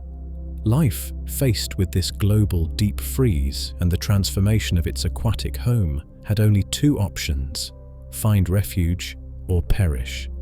The vast majority likely perished. The sunlit, shallow water ecosystems, the stromatolite reefs teeming perhaps with early complex cells, the eukaryotic plankton, These were likely devastated, their habitats either frozen solid or plunged into lethal darkness and anoxia. The vibrant surface world of the Proterozoic ocean was effectively extinguished. The oceans beneath the ice became dark, cold, high pressure, largely breathless tombs. Yet, life is tenacious. Somewhere, in scattered, hidden pockets within this hostile, deep freeze, the spark had to endure. The search for these improbable sanctuaries reveals the incredible strategies life employs when pushed to the absolute limit. The image of a planet entirely encased in ice paints a picture of utter desolation, a world seemingly hostile to any form of life. Yet, the very fact that complex life did re-emerge after the Snowball Earth events tells us that survival, somehow, somewhere, was possible. The frozen oceans, while largely inhospitable, likely concealed hidden pockets, improbable sanctuaries where the flickering flame of eukaryotic life managed to endure the long, icy night. Identifying these potential refuges is key to understanding how life bridged this extreme glacial period. One compelling possibility lies, once again, in the deep ocean, near sources of geothermal heat.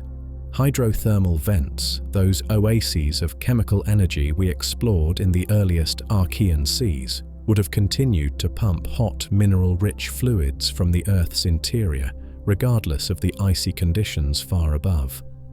Around these vents, areas of liquid water would have persisted, warmed from below, creating tiny, localized hotspots beneath the global ice sheet.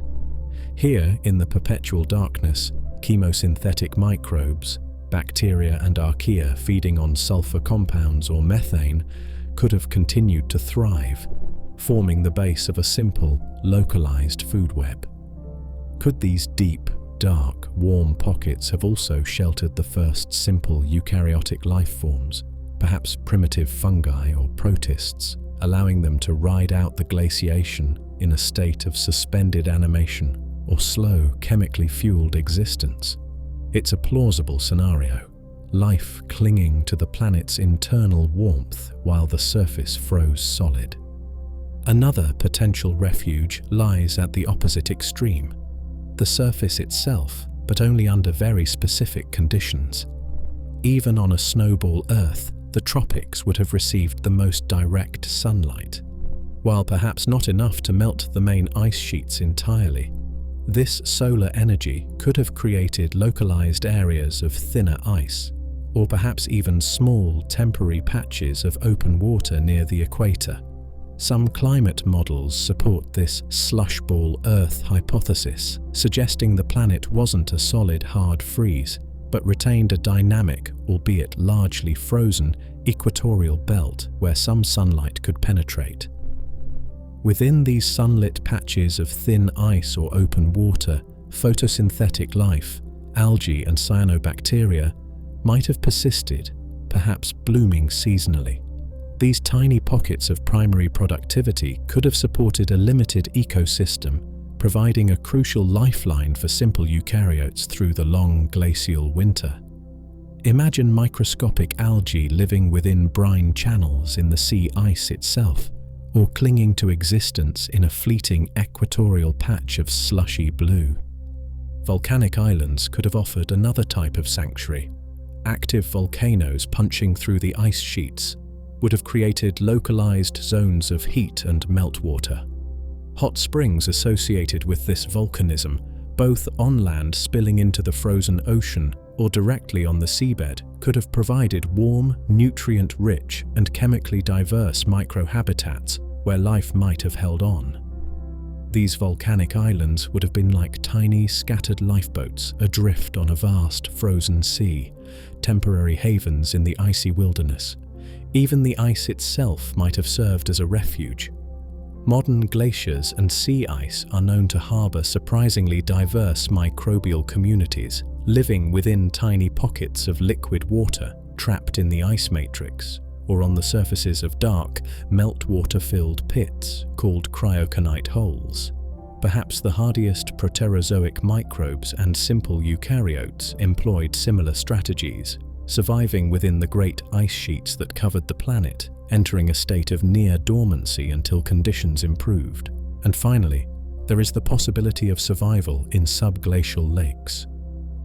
We know today that vast lakes of liquid water can exist beneath miles of ice, like Lake Vostok in Antarctica, kept liquid by geothermal heat escaping from the Earth below and the immense pressure from the ice above. Could similar lakes, hidden beneath the cryogenian ice sheets, have provided stable, long-term refuges for microbial and perhaps even simple eukaryotic life, isolated from the frozen surface world for millions of years?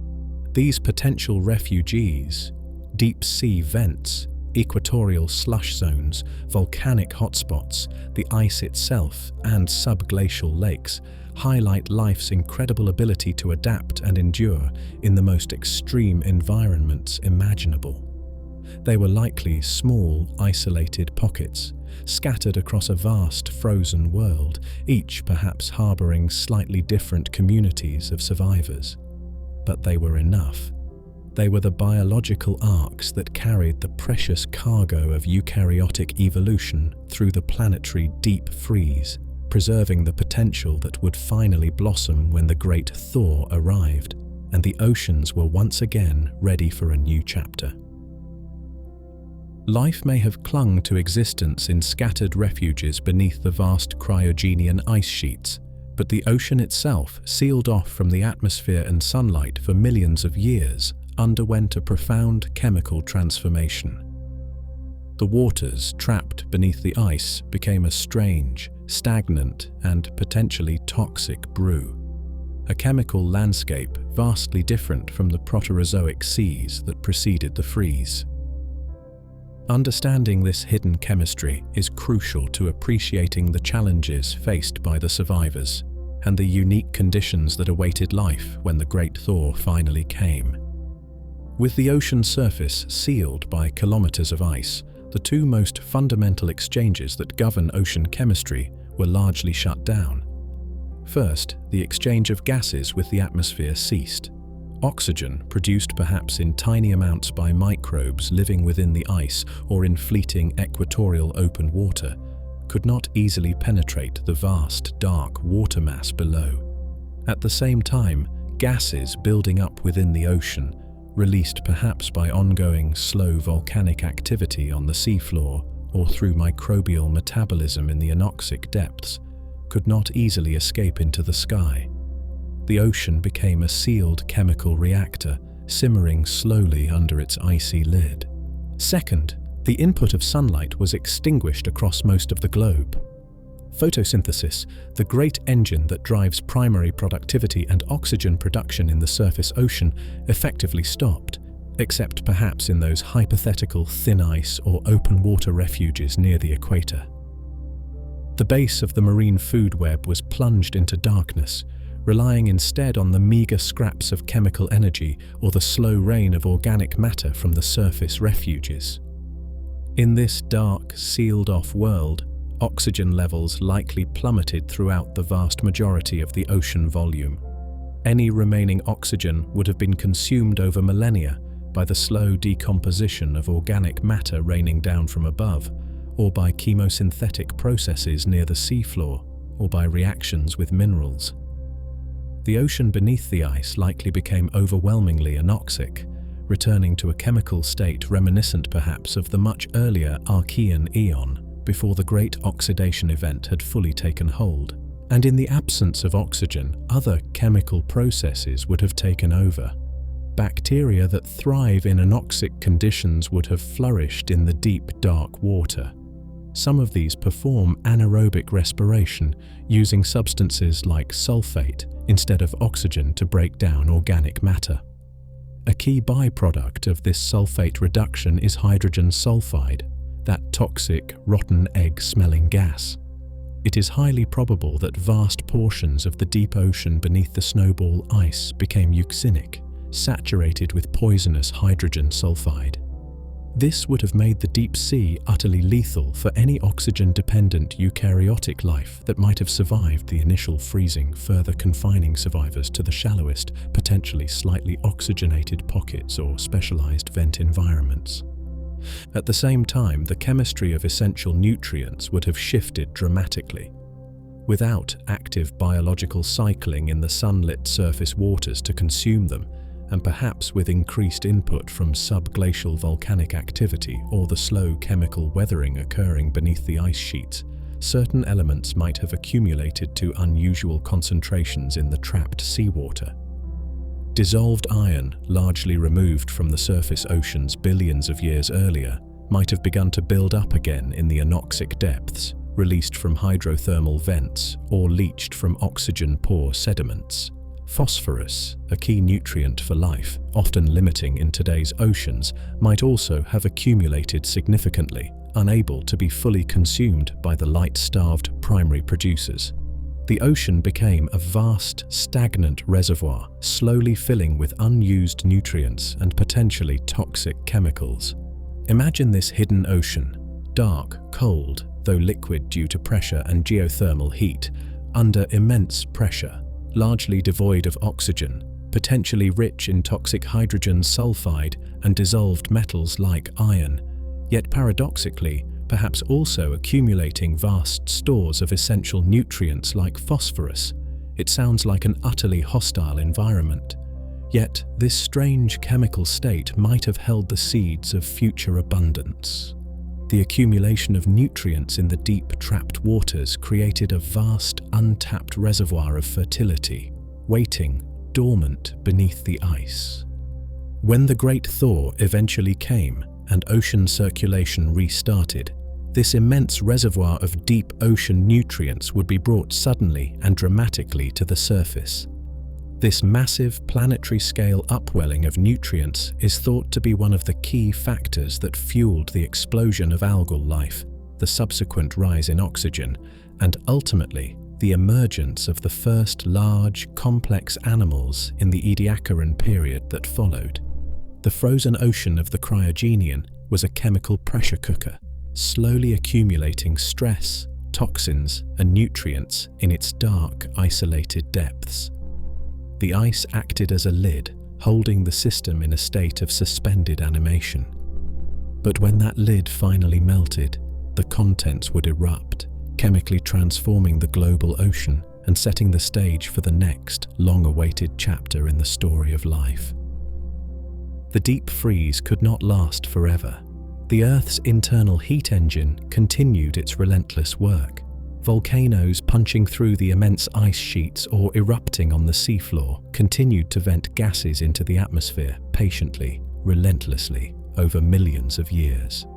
The primary gas among them was carbon dioxide, sealed beneath a highly reflective icy shell that bounced sunlight back into space. The planet's normal climate regulation systems involving rock weathering were largely shut down. The volcanic CO2 simply accumulated in the atmosphere, higher and higher, building an invisible greenhouse blanket above the frozen world, like slowly adding insulation to a planetary freezer. Eventually, inevitably, a tipping point was reached. The concentration of CO2 became so immense, perhaps hundreds of times higher than modern levels, that the resulting greenhouse effect finally became strong enough to overwhelm the reflectivity of the ice. The planet began to warm, and once the warming started, the same ice albedo feedback loop that had plunged the world into ice now worked violently in reverse. Melting ice exposed darker ocean water or land, which absorbed more sunlight, further warming the planet, causing more ice to melt.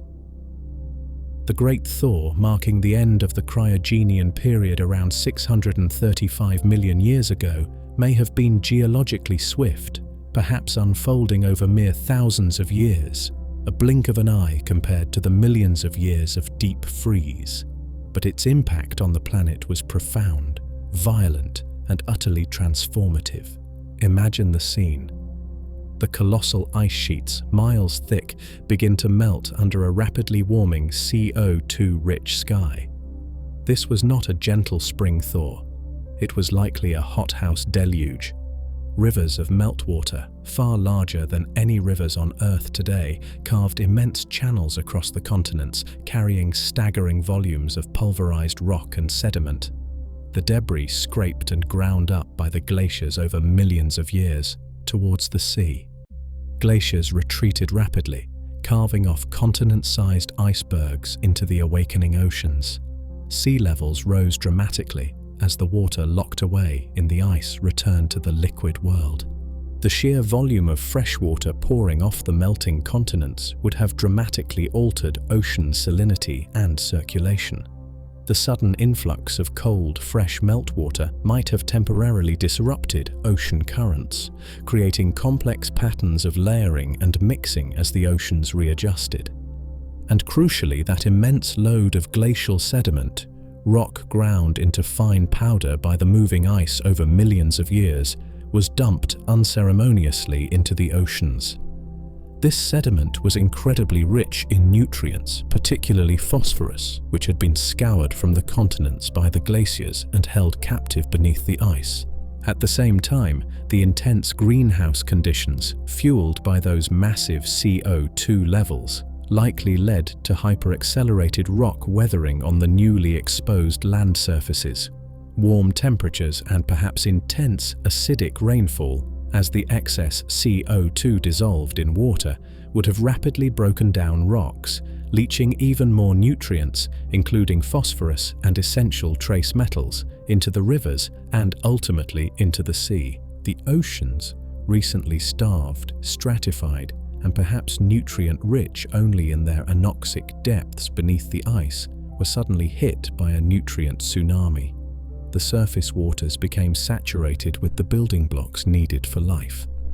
And life responded with explosive force. The photosynthetic microbes, the cyanobacteria and the simple eukaryotic algae that had survived in those hidden refuges, found themselves in a world reborn. Warm sunlight as the ice cleared, abundant nutrients. It was an invitation to bloom on an unprecedented scale.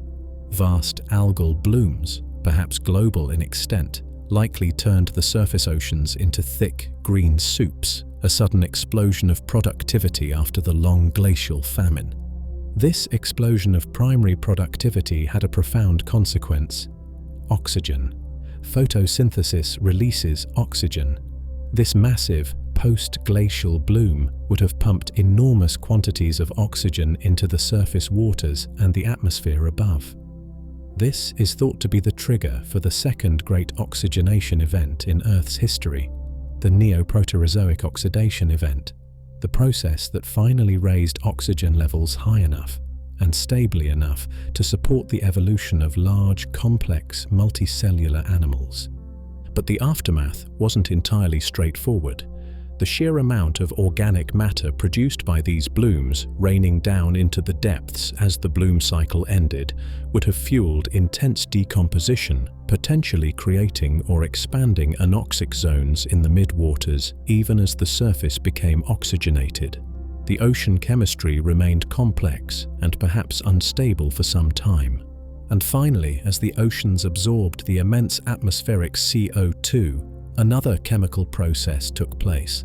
The dissolved carbon dioxide reacted with the abundant calcium ions washed in from the weathered continents, leading to the rapid precipitation of thick layers of carbonate rock directly on top of the glacial deposits.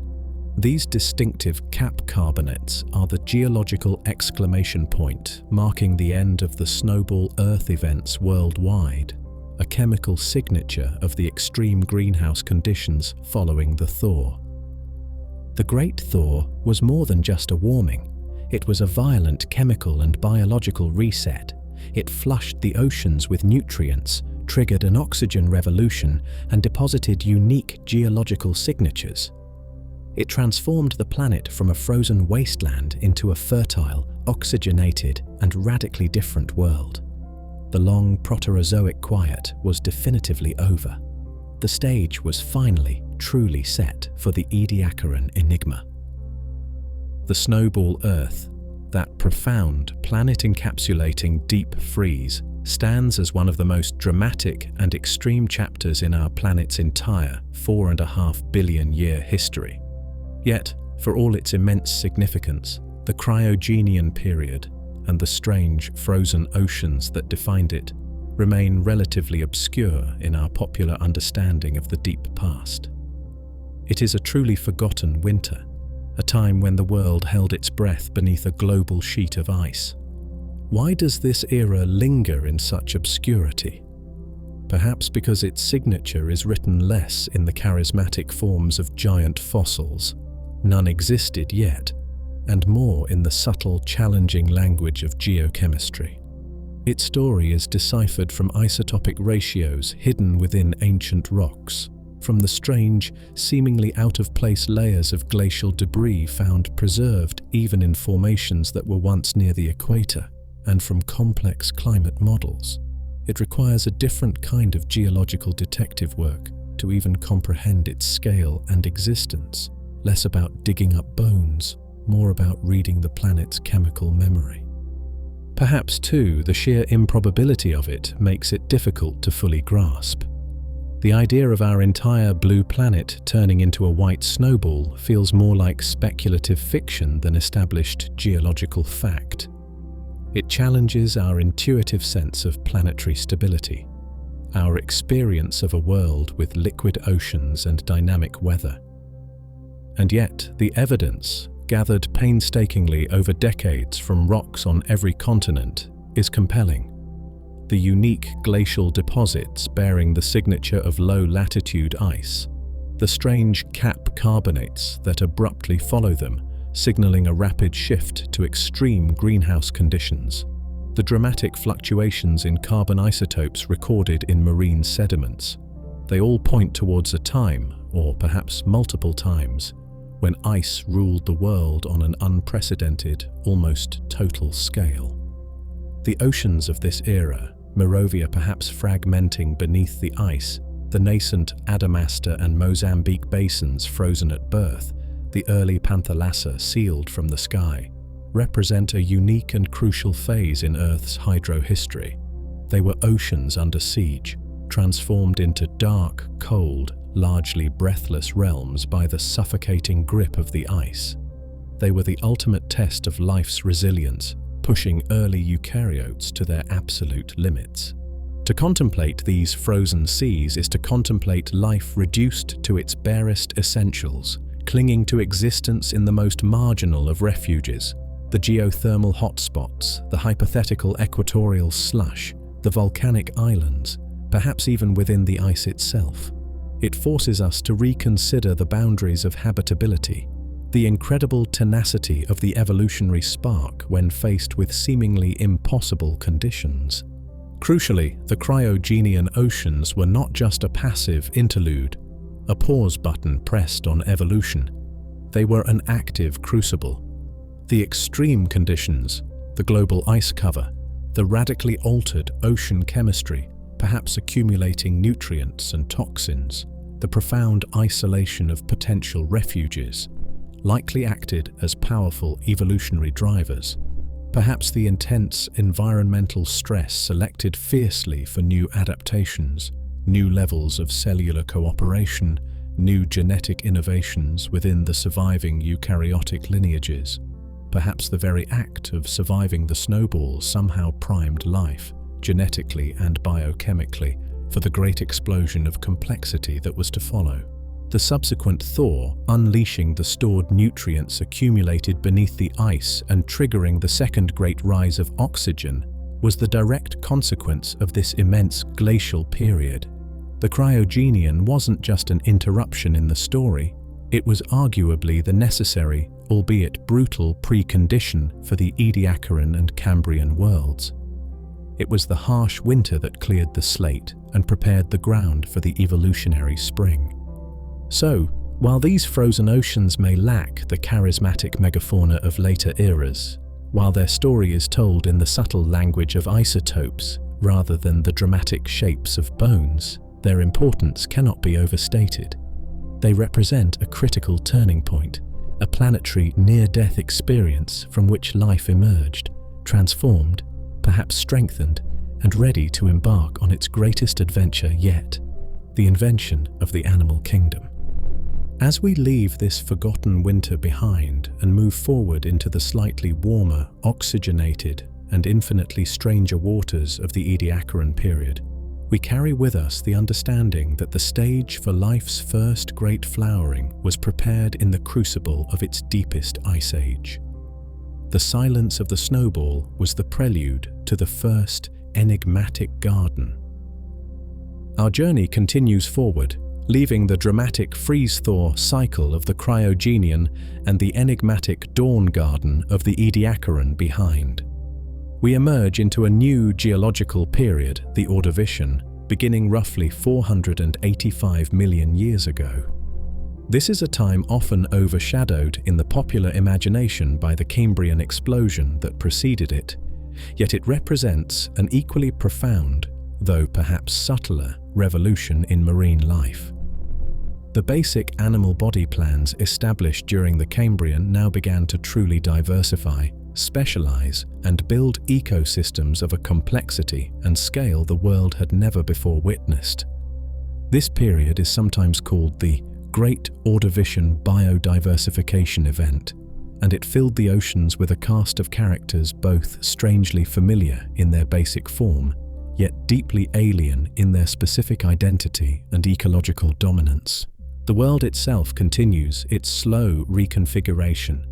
The fragments of the Rodinia supercontinent are still drifting across the globe.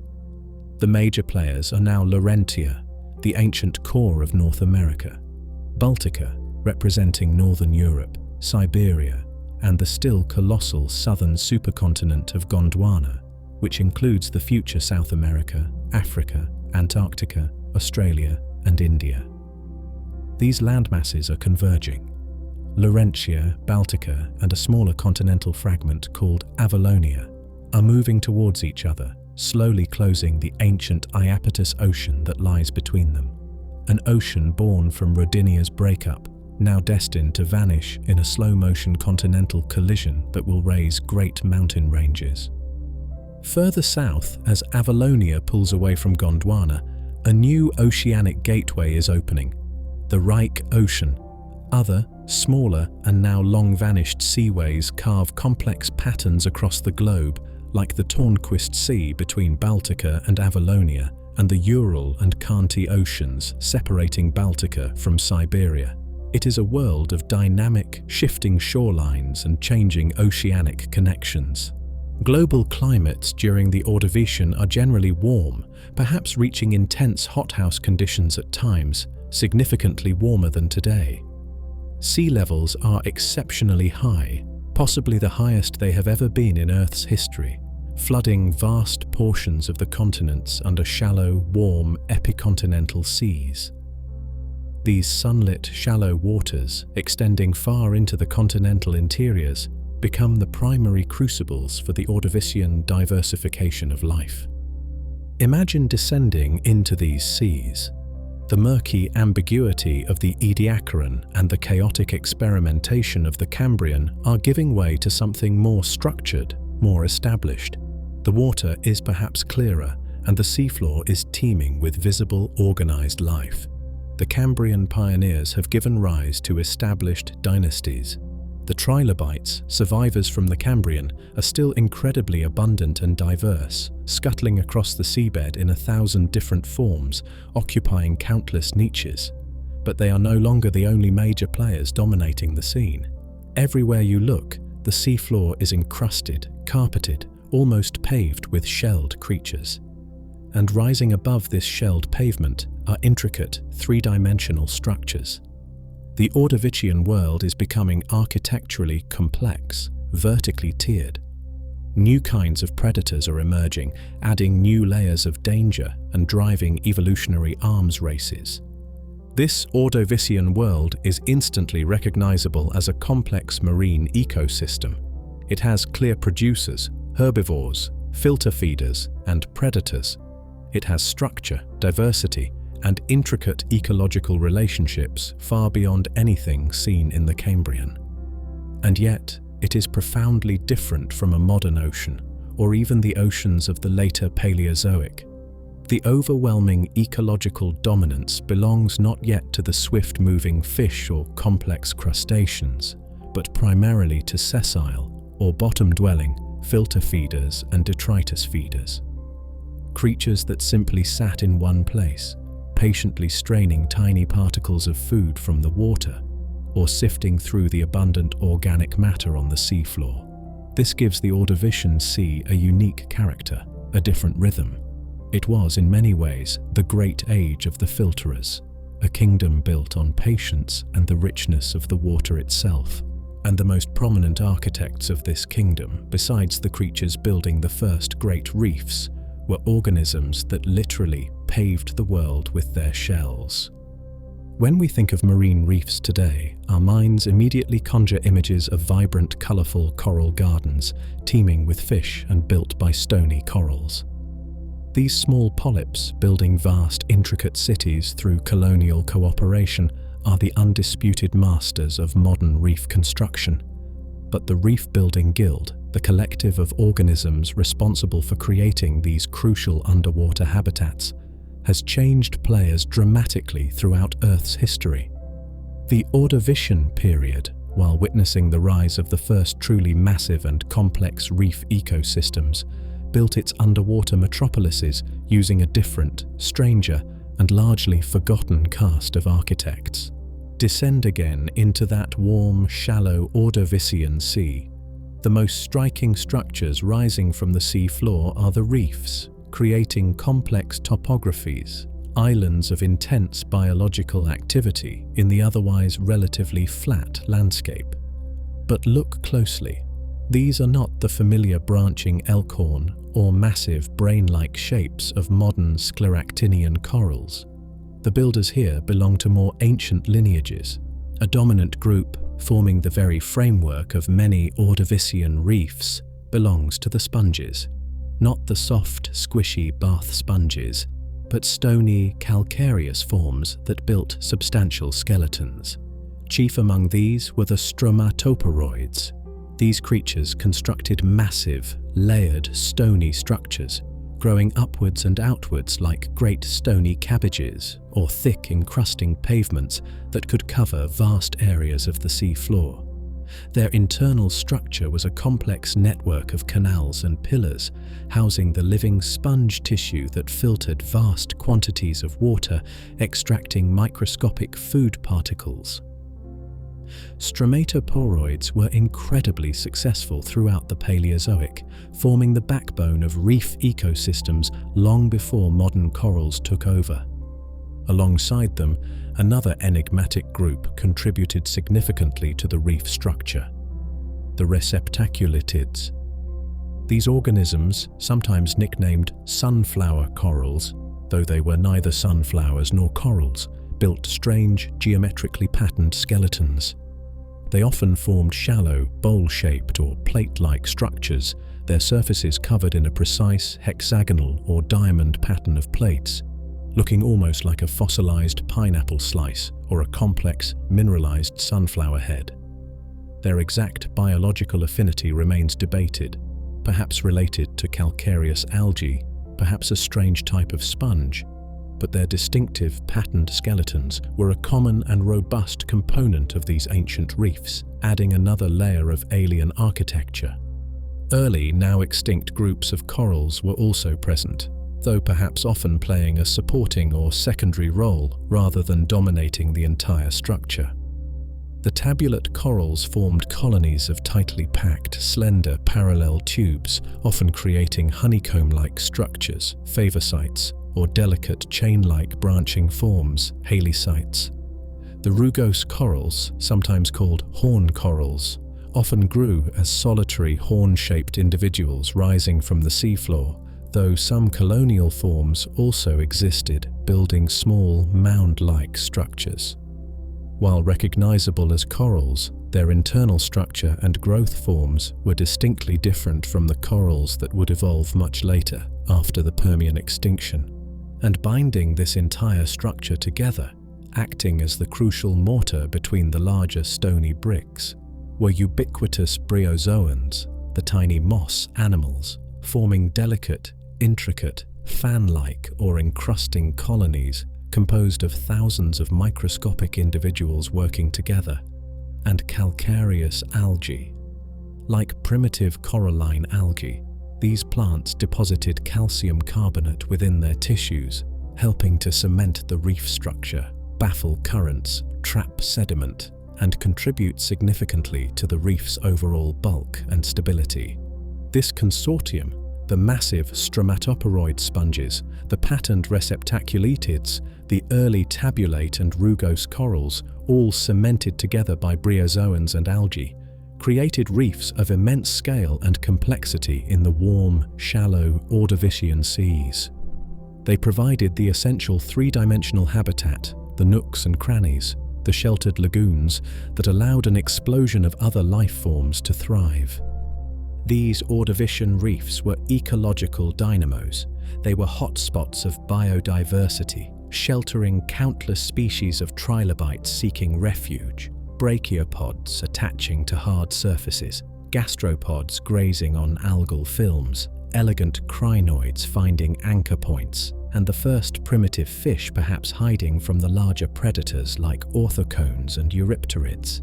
They were dynamic systems, constantly growing upwards towards the light, competing for space and responding to changes in sea level and water conditions.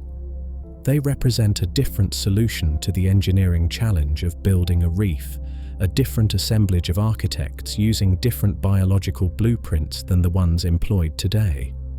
They are a forgotten underwater architecture, monuments built by lineages now largely extinct or relegated to minor roles in modern ecosystems. Yet, for tens of millions of years, these sponge bryozoan algal reefs dominated the shallow seas, creating the vibrant, bustling heart of the Ordovician marine world, a world utterly dependent on the patient, filter-feeding life that encrusted every available surface. While the ancient reefs built by sponges and bryozoans formed the towering cities and complex high-rises of the Ordovician seas, the vast plains surrounding them, the seemingly endless stretches of the shallow seafloor, were dominated by another group, carpeting the substrate in numbers almost too vast to comprehend. If the Ordovician was truly the age of filter feeders, then its undisputed emperors, ruling through sheer, overwhelming abundance, were the brachiopods. To the untrained eye, a fossil brachiopod might look almost indistinguishable from a clam or a mussel found on a modern beach. It possesses two hard calcium carbonate shells, usually hinged together along one edge, enclosing a soft body within. A simple, bivalved creature. But this resemblance is purely superficial, a classic case of convergent evolution finding similar practical solutions, like building a protective box, for similar problems. Brachiopods belong to a completely separate phylum of life, the Brachiopoda, with a fundamentally different internal anatomy, symmetry, and evolutionary history from the molluscan bivalves like clams. Their key distinguishing feature, hidden within those shells, is their complex and delicate feeding structure, the lopophore. This is an intricate, often coiled or spiraled crown of hollow, ciliated tentacles which the brachiopod uses to generate tiny water currents and filter microscopic food particles, plankton and organic detritus, from the surrounding sea. They are suspension feeders, pure and simple, patiently straining the ocean's thin soup for sustenance, tiny nets cast into the ancient currents. Many brachiopods also possess a fleshy stalk, or pedicle, emerging from a small opening, usually in the larger of their two shells, which they use to attach themselves firmly to the seafloor, to rocks, or even sometimes to the shells of their neighbours, anchoring themselves against the currents. And in the Ordovician period, they achieved an ecological dominance that is difficult for us, living in a mollusk-dominated world, to fully appreciate. Following the Cambrian explosion, they exploded in diversity, evolving thousands upon thousands of species adapted to virtually every shallow marine environment imaginable, from turbulent high-energy shorelines to quieter, deeper waters. Their fossilized shells are often the most abundant macroscopic fossils found in Ordovician rocks worldwide. In many places, they form thick limestone beds, composed almost entirely of their tightly packed remains, a testament to their staggering numbers. Visualize the Ordovician seafloor away from the main reef structures. It is often not bare mud or sand. It is a living pavement, a dense, multi-layered carpet woven from millions upon millions, perhaps billions, of brachiopod shells. Different species partition the space. Small, delicate, perhaps intricately ornamented forms nestled in crevices or attached to seaweed fronds. Larger, robust, heavily ribbed species forming dense clusters on exposed surfaces. Perhaps strange, flat, or conical forms adapted to resting upon softer sediments. They create their own low-lying, complex habitat. The sheer density of their shells provides countless hard surfaces for algae, bryozoans, and even other brachiopods to colonize. The small spaces between their shells offer refuge for tiny worms, ostracods, juvenile trilobites, and other members of the meiofauna. They are not just inhabitants of the ecosystem. In many areas, they are the ecosystem, forming the very physical and biological fabric of the shallow benthic world. Think less of scattered shells on a beach, more of a cobblestone street where every stone is a living creature. Their incredible success speaks volumes about the conditions of the Ordovician seas. The warm, shallow, nutrient-rich, and likely plankton-abundant waters provided the perfect environment for these efficient, sessile filter feeders to flourish almost unchecked. And perhaps the relative scarcity or different nature of shell-crushing predators compared to later eras allowed them to dominate with minimal pressure.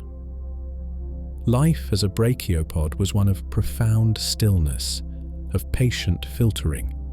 Attached to the seabed, encased in its protective shell, its existence was a slow, quiet, and constant act of drawing sustenance directly from the water flowing past. They were the quiet, unassuming, yet overwhelmingly successful foundation upon which much of the Ordovician marine world was built. Their dominance would persist for much of the Paleozoic era. Though increasingly challenged by the rise of the more adaptable bivalves, brachiopods remained major players until the Great Dying at the end of the Permian, an event they barely survived. Today, they are reduced to just a few hundred species, mostly confined to deeper, colder waters or cryptic habitats, a mere shadow of their former world-paving glory. But here, in the forgotten oceans of the Ordovician, their kingdom was absolute. These countless fossil shells, weathering out of limestone hills and road cuts around the world, are the silent testament to an age when the seafloor belonged almost entirely to the Lopophore, a time when life thrived through the simple, patient, and ubiquitously successful act of filtering the ancient sea. And suspended gracefully above these shelled carpets, another group of filter feeders added a different kind of beauty to the underwater landscape. Rising gracefully above the shell-paved floor and the low-lying frameworks of the ancient reefs, another group of filter feeders added a different kind of architecture, a vertical dimension of delicate elegance, to the Ordovician and Silurian seas. These were the crinoids, the creatures commonly known, somewhat misleadingly, as sea lilies. Despite their remarkably plant-like appearance, crinoids are not plants at all. They are animals belonging to the phylum Echinodermata, the same ancient and successful group that includes modern starfish, sea urchins, brittle stars, and sea cucumbers. Their bodies exhibit the characteristic five-fold radial symmetry of their relatives, though often modified and elaborated into intricate, feathery structures designed for capturing food from the water. Envision a shallow Ordovician sea floor bathed in dappled sunlight filtering through the clear water. Growing in dense clusters, resembling fields of strange underwater flowers swaying gently in the current, are the crinoids. The most common and iconic form in this era was the stalked crinoid, anchored firmly to the seabed, perhaps gripping onto a brachiopod shell or a piece of reef rubble by a root-like structure called a holdfast. A long, segmented stalk rises upwards into the water column. This stalk, composed of numerous stacked disc-like plates of calcium carbonate called ossicles, could be short and stout or incredibly long and slender, sometimes reaching many feet in height in later periods, lifting the main body far above the crowded seafloor. At the top of this flexible yet sturdy stalk sits the main body of the creature, the calyx. This is typically a small cup-shaped structure encased in protective plates housing the crinoid's simple digestive and reproductive organs, and extending upwards and outwards from this calyx, like the petals of a flower, are the arms. These arms, typically 5 in number but often branching multiple times near their base to create a dense, feathery crown, are also built from articulated plates, and lining the sides of these arms are even finer, hair-like appendages called pinnules. This entire intricate crown of arms and pinnules is the crinoid's sophisticated feeding apparatus. It is, in essence, a living, three-dimensional filter basket. The creature typically orients its crown, sometimes called the head, into the prevailing current. Tiny, sticky tube feet, extensions of its internal water vascular system, line the pinnules and secrete mucus, trapping microscopic plankton and particles of organic detritus drifting by in the water. Cilia, tiny beating hairs lining grooves along the arms, then transport this captured food down towards a central mouth, located, usually facing upwards, within the calyx. Life for a stalked crinoid was one of serene, passive suspension. Anchored in place, perhaps gently swaying to and fro, it simply let the ocean bring its meals, its feathery arms a beautiful, efficient net woven to catch the faintest whispers of sustenance carried on the currents. During the Ordovician and Silurian periods, these crinoids experienced a major evolutionary radiation, becoming incredibly diverse and spectacularly abundant. Vast meadows or gardens of sea lilies covered enormous areas of the seafloor, their tall stalks and feathery crowns creating a unique, multi-layered habitat unlike anything common today. Different species evolved different stalk lengths, different arm structures, perhaps specializing in filtering food from specific levels within the water column, effectively partitioning the resources like trees of varying heights in a forest canopy. Their fossilized remains are a testament to their sheer abundance. The individual disc-like ossicles that made up their stalks and arms, often shaped like stars or circles with a hole in the middle, are among the most common fossils found in Paleozoic limestone rocks worldwide. They sometimes form thick limestone beds, known as crinoidal limestones, composed almost entirely of these disarticulated skeletal fragments. Occasionally, if burial conditions were just right, entire articulated crinoid crowns and stalks are preserved, offering breathtaking glimpses of their delicate, flower-like beauty frozen in stone. These underwater gardens, swaying gently in the ancient currents, would have added another layer of structural complexity to the Ordovician ecosystem. The dense forests of stalks provided shelter and attachment points for countless smaller creatures, bryozoans, small brachiopods, perhaps tiny trilobites hiding amongst them. Their presence altered water flow patterns near the seabed, perhaps creating eddies where food particles concentrated, and upon their death, their calcium carbonate skeletons contributed significantly, alongside the brachiopods and reef builders, to the formation of sedimentary rock, locking away vast amounts of carbon. Like the brachiopods, the stalked crinoids were masters of the filter-feeding lifestyle, perfectly adapted to the plankton-rich waters of the early Paleozoic. While some stalked lineages survive today, often relegated to the deeper, quieter waters of the ocean, and their free-swimming relatives, the feather stars, are still common on modern reefs, The sheer abundance and dominance of the great stalked crinoid meadows faded significantly after the Paleozoic era. But here, in the forgotten oceans of the Ordovician and Silurian, they stood in their silent, feathery glory. They were the elegant suspension feeders, the living filters held aloft, beautiful counterpoints to the shelled pavements below and the stony reefs nearby, embodying the patient, water-straining heart of this ancient marine world. Yet, this world of passive filterers, however beautiful, was not without its dangers.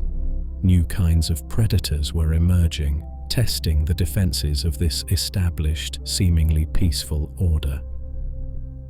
This world we have painted, a world of stationary reef builders constructed by sponges and ancient corals, seafloors paved with the dense shells of brachiopods, and gardens of feathery sea lilies swaying in the currents, might sound almost idyllic. A slow, peaceful kingdom dominated by passive filterers, patiently straining the water for microscopic meals. But no ecosystem, no matter how ancient or seemingly tranquil, is entirely without its dangers. Predation, that great engine of evolutionary arms races, that constant tension between hunter and hunted, was certainly present in the Ordovician and Silurian seas. However, the predators themselves were different from the swift sharks, intelligent marine mammals, or powerful bony fish that would rule the oceans in later eras. They operated under different rules and possessed different weaponry, reflecting the unique evolutionary stage of this early Paleozoic world. The undisputed heavyweight champions, the apex predators looming over this entire ecosystem, were the creatures we met earlier in our journey through forgotten life, the colossal, straight-shelled orthocone cephalopods. Their sheer size, reaching perhaps 30 feet or more in length, would have placed them at the very top of the food chain, true leviathans of their age, moving slowly, deliberately through the water column, perhaps adjusting their buoyancy with subtle shifts of fluid in their chambered shells. These giants likely preyed upon the abundant trilobites scuttling below, the large eurypterids and perhaps the early slow-moving armored fish, using their powerful tentacles and sharp, parrot-like beaks to dispatch their victims. Their presence cast a long shadow, a constant, albeit slow-moving potential threat cruising the upper layers of these ancient oceans. Closer to the bustling seafloor, amongst the intricate reefs and crinoid gardens, other formidable hunters patrolled. Chief among these were the eurypterids, the creatures often called sea scorpions. While their origins stretch back into the Cambrian, the Ordovician and particularly the Silurian periods saw them diversify spectacularly and achieve truly terrifying sizes. Creatures like Pterygotus, resembling a colossal aquatic scorpion or perhaps a nightmarish lobster, could reach lengths of over 2 meters or 7 feet. They possessed large, powerful crushing or grasping claws, chelicerae, at the front, and often sleek, streamlined bodies with paddle-like appendages suggesting they were active swimmers, perhaps capable of pursuing prey with surprising speed for an arthropod. They would have been formidable predators of trilobites, early fish, and perhaps even smaller orthocones foolish enough to venture too close to the seabed. Their segmented, armored bodies moving through the water must have been a truly intimidating sight. And then there were the fish. While the Ordovician was still largely the age of jawless, armored bottom dwellers, the ostracoderms, spending their lives vacuuming up detritus, the crucial evolutionary innovation of jaws was beginning to appear and gain traction, particularly into the Silurian. The first placoderms, bizarre, heavily armored fish with bony plates covering their heads and bodies, and sharp, bony blades acting as primitive jaws, were emerging as significant predators. Though perhaps initially small to medium-sized, these represented a revolutionary new kind of hunter capable of delivering a powerful slicing or crushing bite unlike anything seen before.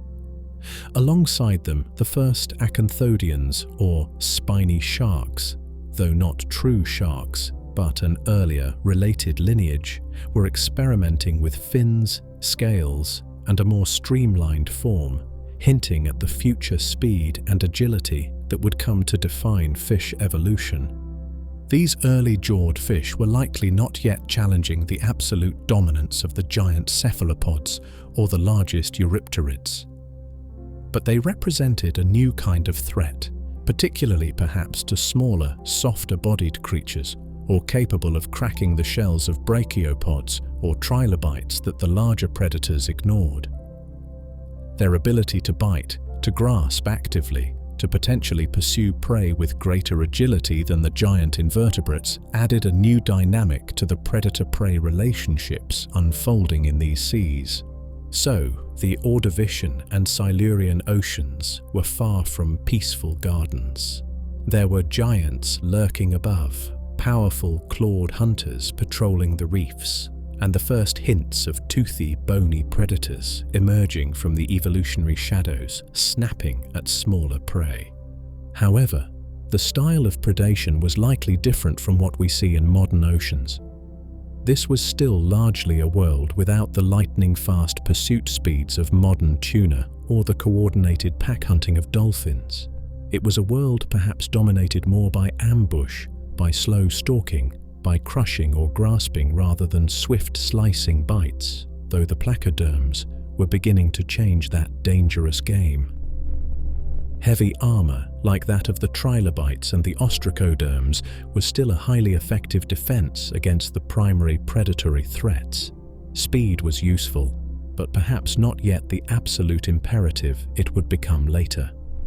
This unique assemblage of predators, the slow cephalopod battleships, the powerful eurypterid cruisers, the early armored fish tanks, helped shape the evolution of life in these forgotten oceans. They applied selective pressure, favoring creatures with better defenses, better escape strategies, or simply the ability to hide effectively within the complex reef structures.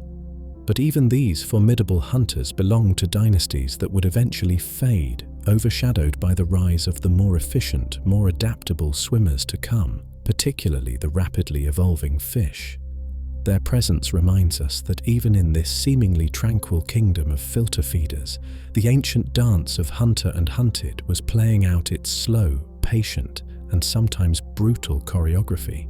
And the very success of this entire ecosystem, this specific way of life defined by filtering and slow predation, made it vulnerable to the larger planetary changes brewing on the horizon. For nearly 90 million years, spanning the Ordovician and Silurian periods, this unique marine world thrived. It was an age defined by sprawling reefs built by sponges and ancient corals, seafloors paved with brachiopods, gardens of swaying crinoids, and ruled from above by colossal orthocones and formidable sea scorpions. It was a time of immense biological productivity, significant evolutionary innovation, and the establishment of complex, multi-layered marine ecosystems. And yet, when we tell the grand story of prehistoric oceans, this entire chapter, this 90 million year reign, often receives only a passing mention. It is frequently overshadowed, relegated to a mere prelude before the arrival of what is often perceived as the main event in marine evolution. Why are these Ordovician and Silurian seas, teeming with such strange and successful life, so often forgotten in the popular narrative of deep time? Part of the answer lies perhaps in the very nature of its dominant inhabitants. Brachiopods, crinoids, stromatoporoid sponges, orthocone cephalopods, receptaculids. These names do not resonate in the popular imagination with the same force as Tyrannosaurus rex or Megalodon.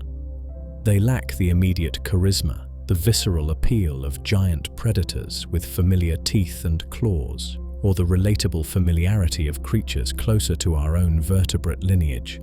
They represent ancient, often entirely extinct branches of the tree of life, forms that feel distant, alien, difficult to connect with emotionally. They are the quiet, shelled architects and the patient filterers, easily overlooked in a story often drawn towards the dramatic action of predators and the seemingly linear progression towards creatures like ourselves.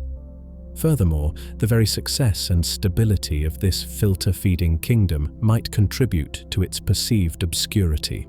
The Cambrian explosion that preceded it captures our imagination with its sheer explosive novelty. The sudden appearance of almost all animal body plans seemingly out of nowhere. The Devonian period that followed is famed as the Age of Fishes, witnessing the spectacular rise and diversification of jawed vertebrate life in the water, including the crucial first steps onto land.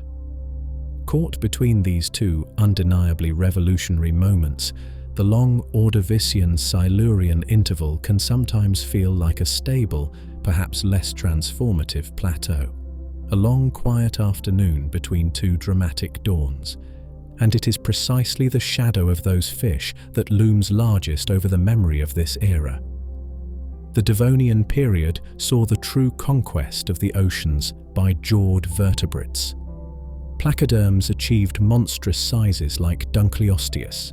Sharks evolved into sophisticated, streamlined predators. And the bony fish embarked on the incredible evolutionary trajectory that would lead to their overwhelming dominance in the seas today. In the grand narrative often focused on vertebrate evolution, which is ultimately our own story, the rise of fish becomes the central plot point. The preceding era, despite its own richness and unique character, is consequently often reduced to simply being the world before fish truly took over, the supporting act before the headliner arrived. The ecosystems themselves, while complex, perhaps lacked the sheer visual dynamism we associate with later marine worlds, at least in our imagination. An ocean dominated ecologically by sessile filter feeders might seem, to our modern eyes, accustomed to the constant motion of fish shoals and hunting marine mammals, less active, less immediately exciting than a bustling coral reef or a Mesozoic sea patrolled by giant swimming reptiles.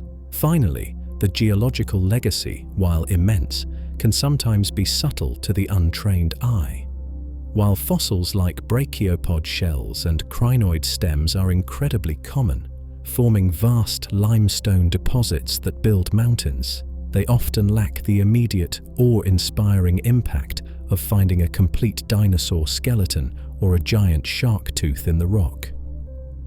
Reconstructing the intricate beauty of a crinoid garden swaying in an ancient current, or appreciating the full scale of a 30-foot orthocone from its fragmented stony remains, requires more scientific interpretation, more imaginative effort on the part of the observer.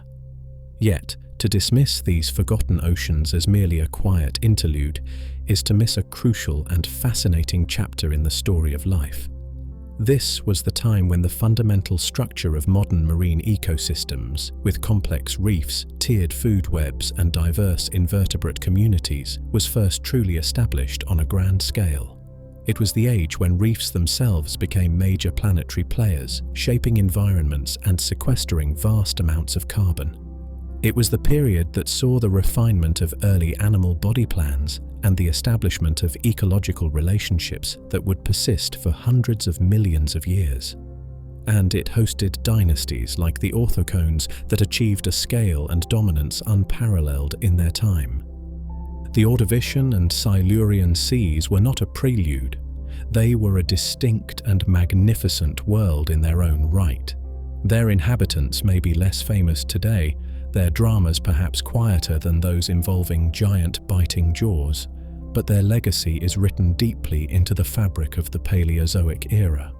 They are a reminder that the story of life is not just about the loudest players or the most familiar forms that lead to us, but also about the silent architects, the patient filterers, and the forgotten kingdoms that paved the way for all that followed. Our final voyage takes us much closer to our own time, though still separated by an immense gulf of millions of years. We leap forward past the age of giant amphibians, past the rise and fall of the synapsids, past the entire reign of the dinosaurs' earliest ancestors, and plunge into the heart of the late Cretaceous period, the final dramatic act in the long reign of the dinosaurs. We travel now to a specific place and time, North America, roughly 100 to 70 million years ago. This is a world dramatically different from the ancient Paleozoic seas we have just left. The supercontinent of Pangaea, which dominated the Permian and Triassic, has long since fragmented. The continents are drifting towards their modern positions, opening vast new ocean basins like the young Atlantic. Dinosaurs rule the land with undisputed authority. Tyrannosaurus prowls what will become the western part of North America. Titanosaurs lumber across South America. Duck-billed hadrosaurs browse in vast herds across Asia. The world hums with the peak of Mesozoic life. And the global climate is once again in a state of extreme warmth. This is perhaps the peak of the Mesozoic greenhouse world. Temperatures are significantly higher than today, perhaps by several degrees Celsius on average. Crucially, there are no significant polar ice caps. Antarctica is forested, the Arctic is temperate, and without vast amounts of water locked up in continental ice sheets, sea levels are extraordinarily high, possibly hundreds of feet higher than they are at present. This dramatic rise in sea level had a profound effect on the geography of the continents. Vast areas of low-lying land, particularly the flat interiors of continents, were flooded, creating shallow, warm epicontinental seas that penetrated deep into the hearts of the land masses. Europe during this time was largely an archipelago of islands. Africa was split by seaways, and nowhere was this inundation more spectacular or more transformative than in North America. For millions of years during the late Cretaceous, a vast, shallow inland sea stretched all the way from the Arctic Ocean in the north, down through the heart of the continent, connecting eventually to the Gulf of Mexico in the south. It effectively split the entire North American continent into two massive, separate landmasses, two distinct island continents. To the west lay Larimedia, a relatively narrow strip containing the future Rocky Mountains, Alaska, and down into Mexico. To the east lay Appalachia, covering the eastern seaboard and extending inwards. This immense body of water, known to geology as the Western Interior Seaway, was a truly remarkable feature of the Cretaceous world. It was thousands of miles long, perhaps 600 miles wide at its greatest extent during peak sea levels, yet surprisingly shallow. Water depths likely averaged only a few hundred feet, and perhaps were much shallower towards its constantly fluctuating shorelines, making much of it a sun-drenched aquatic environment. Looking out across this seaway would reveal not the crashing waves of a deep, open ocean, but perhaps calmer, warmer waters stretching to a hazy, humid horizon. The climate was subtropical to tropical, perpetually warm, perhaps prone to intense storms tracking up from the Proto-Gulf. The shores were likely lined not with sandy beaches, but with dense, swampy forests of primitive flowering plants, conifers, and ferns, extending right down to the water's edge, creating a lush, green border between land and sea. This seaway was not a static feature. Its shorelines advanced and retreated over millions of years as global sea levels rose and fell slightly in response to tectonic activity and perhaps minor climate cycles. Sediment pouring in from the rising mountains to the west and the older Appalachians to the east slowly filled the basin. It was a dynamic, shifting inland ocean, a temporary aquatic world superimposed onto the heart of a continent, existing for perhaps 30 million years. And for the millions of years it existed, the Western Interior Seaway became its own unique and incredibly productive ecosystem. Cut off to some extent from the open oceans, yet connected at its northern and southern ends, allowing for migration, it developed its own distinctive cast of characters. It became a haven, a hunting ground for some of the largest and most fearsome marine reptiles the planet has ever known, alongside bizarrely shaped ammonites and colossal shellfish.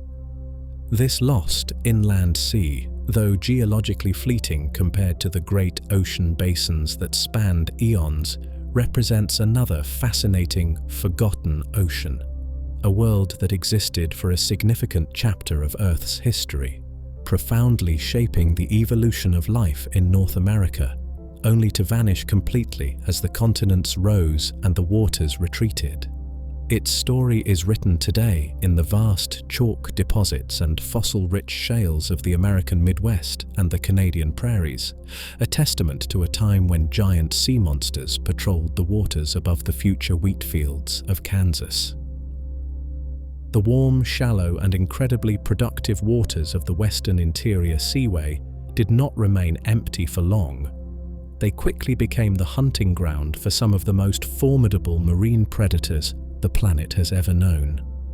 While sharks certainly patrolled these waters, and giant predatory fish like Siphactinus, a fanged monster reaching lengths of 20 feet, posed their own threat, the true apex predators, the undisputed rulers of this inland sea, belonged to a different lineage entirely. They were reptiles, returned to the water with a vengeance, and chief among them were the mosasaurs. Imagine a creature that embodies the predatory power of a great white shark, the serpentine flexibility perhaps of a sea snake, and the sheer scale approaching that of some whales, all wrapped in a distinctly reptilian form. Mosasaurs were not dinosaurs. They were essentially giant marine lizards, closely related to modern monitor lizards and snakes that had adapted spectacularly to an aquatic life during the late Cretaceous. And the Western Interior Seaway was their heartland, their kingdom.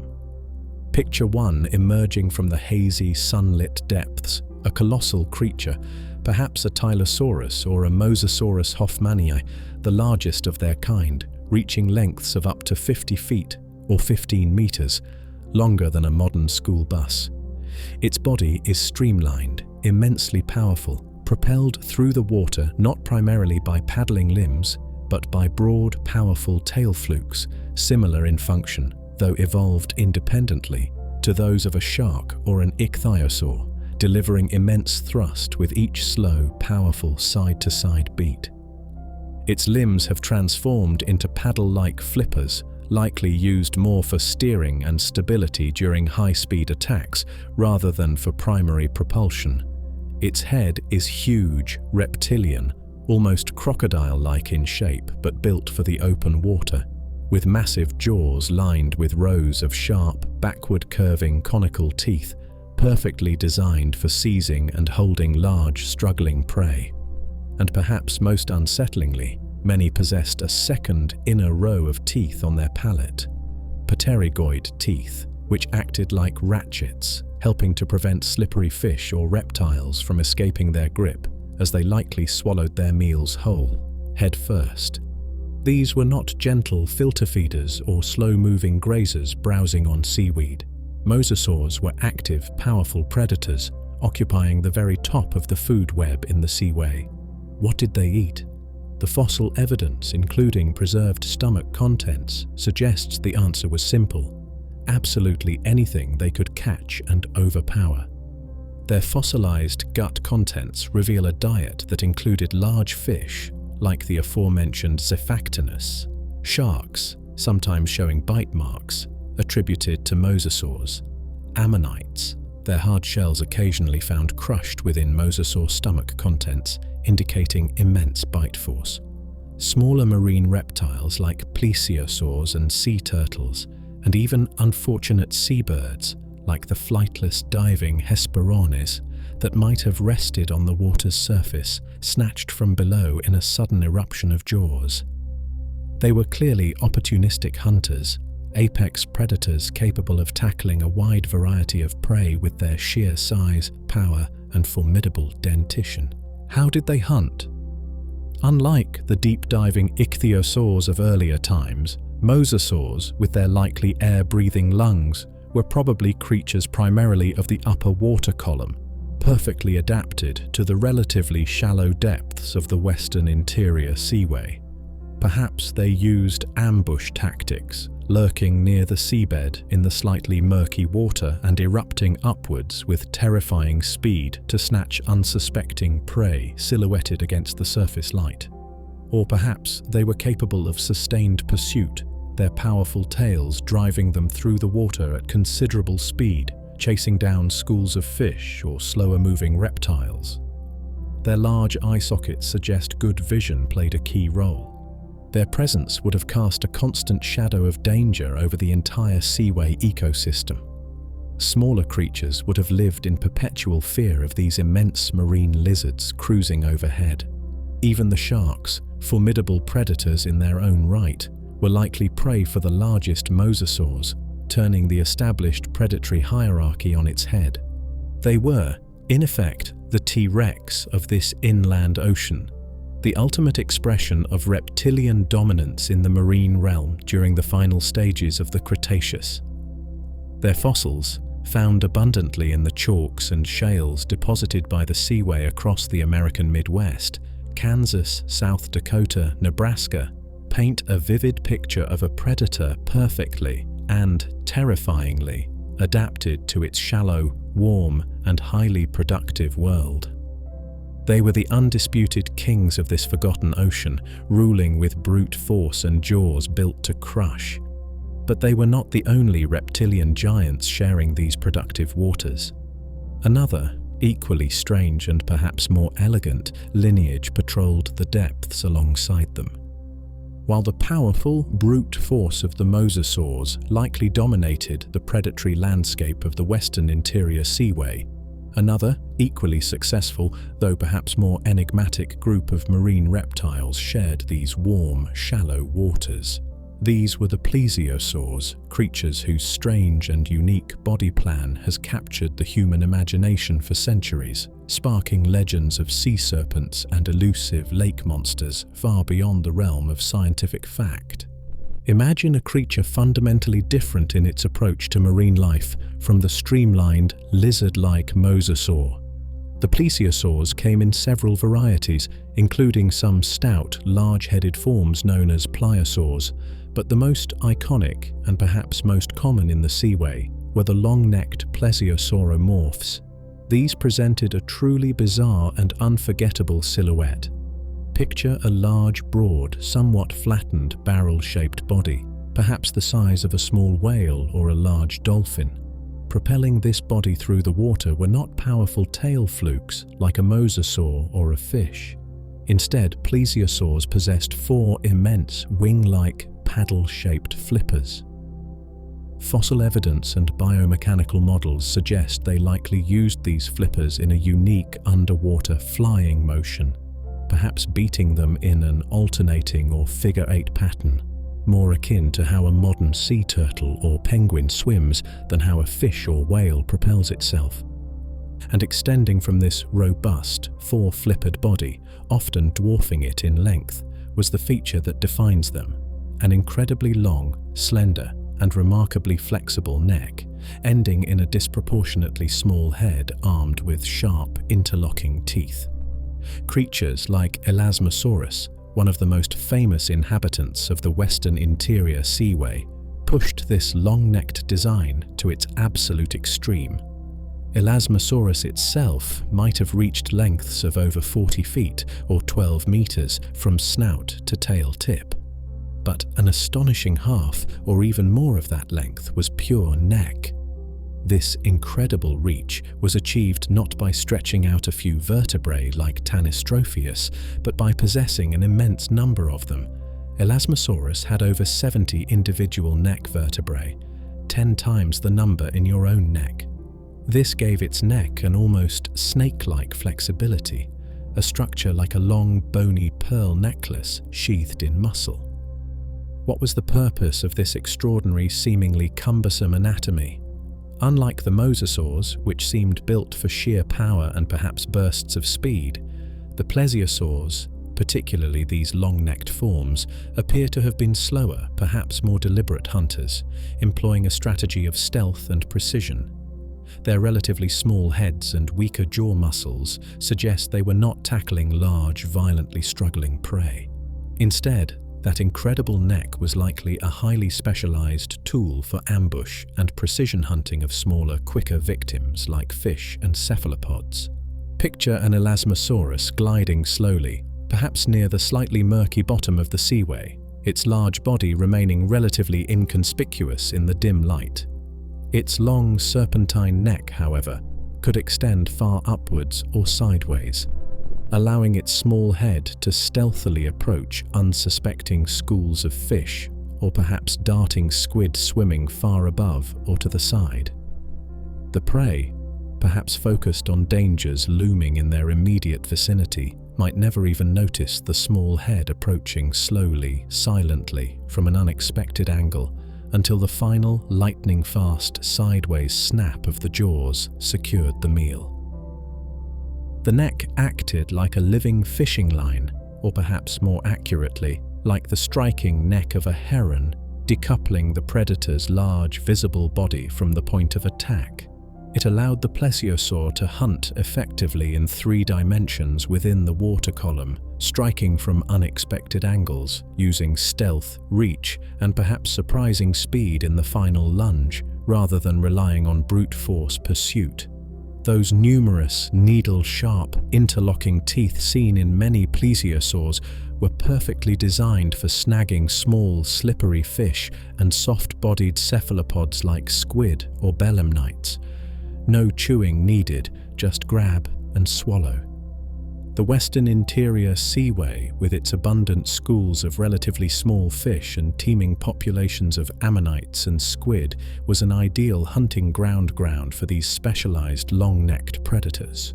Fossils of plesiosaurs, ranging from smaller forms to giants like Elasmosaurus, are common finds in the same chalk and shale deposits that yield mosasaurs.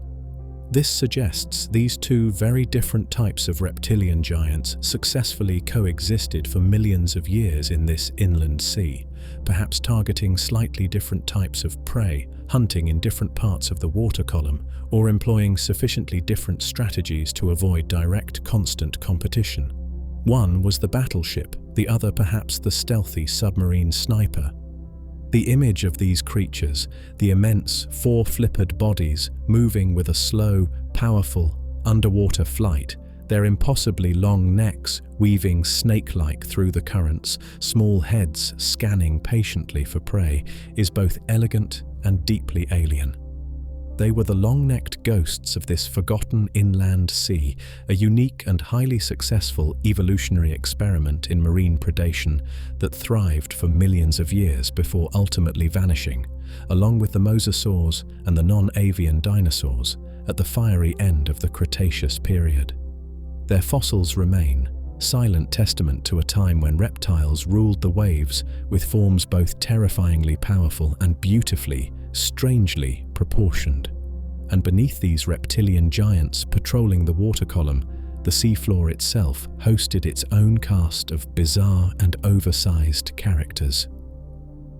While the great marine reptiles, the powerful mosasaurs and the elegant plesiosaurs, commanded the water column of the western interior seaway, the seafloor beneath them, bathed in the warm, shallow, sunlit waters, hosted its own unique and sometimes bizarre community. This was not a world of complex sponge reefs like the Ordovician, nor was it paved with the dense shells of brachiopods. Instead, the soft, chalky mud that carpeted the bottom of this inland sea, formed largely from the microscopic skeletons of countless planktonic algae, was home to giants of a different kind. Shelled creatures that achieved sizes rarely seen before or since, and cephalopods that experimented with forms bordering on the surreal.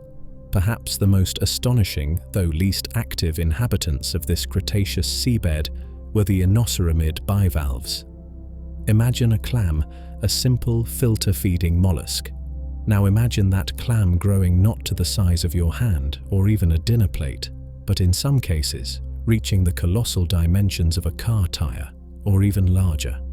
This was Inoceramus and its close relatives.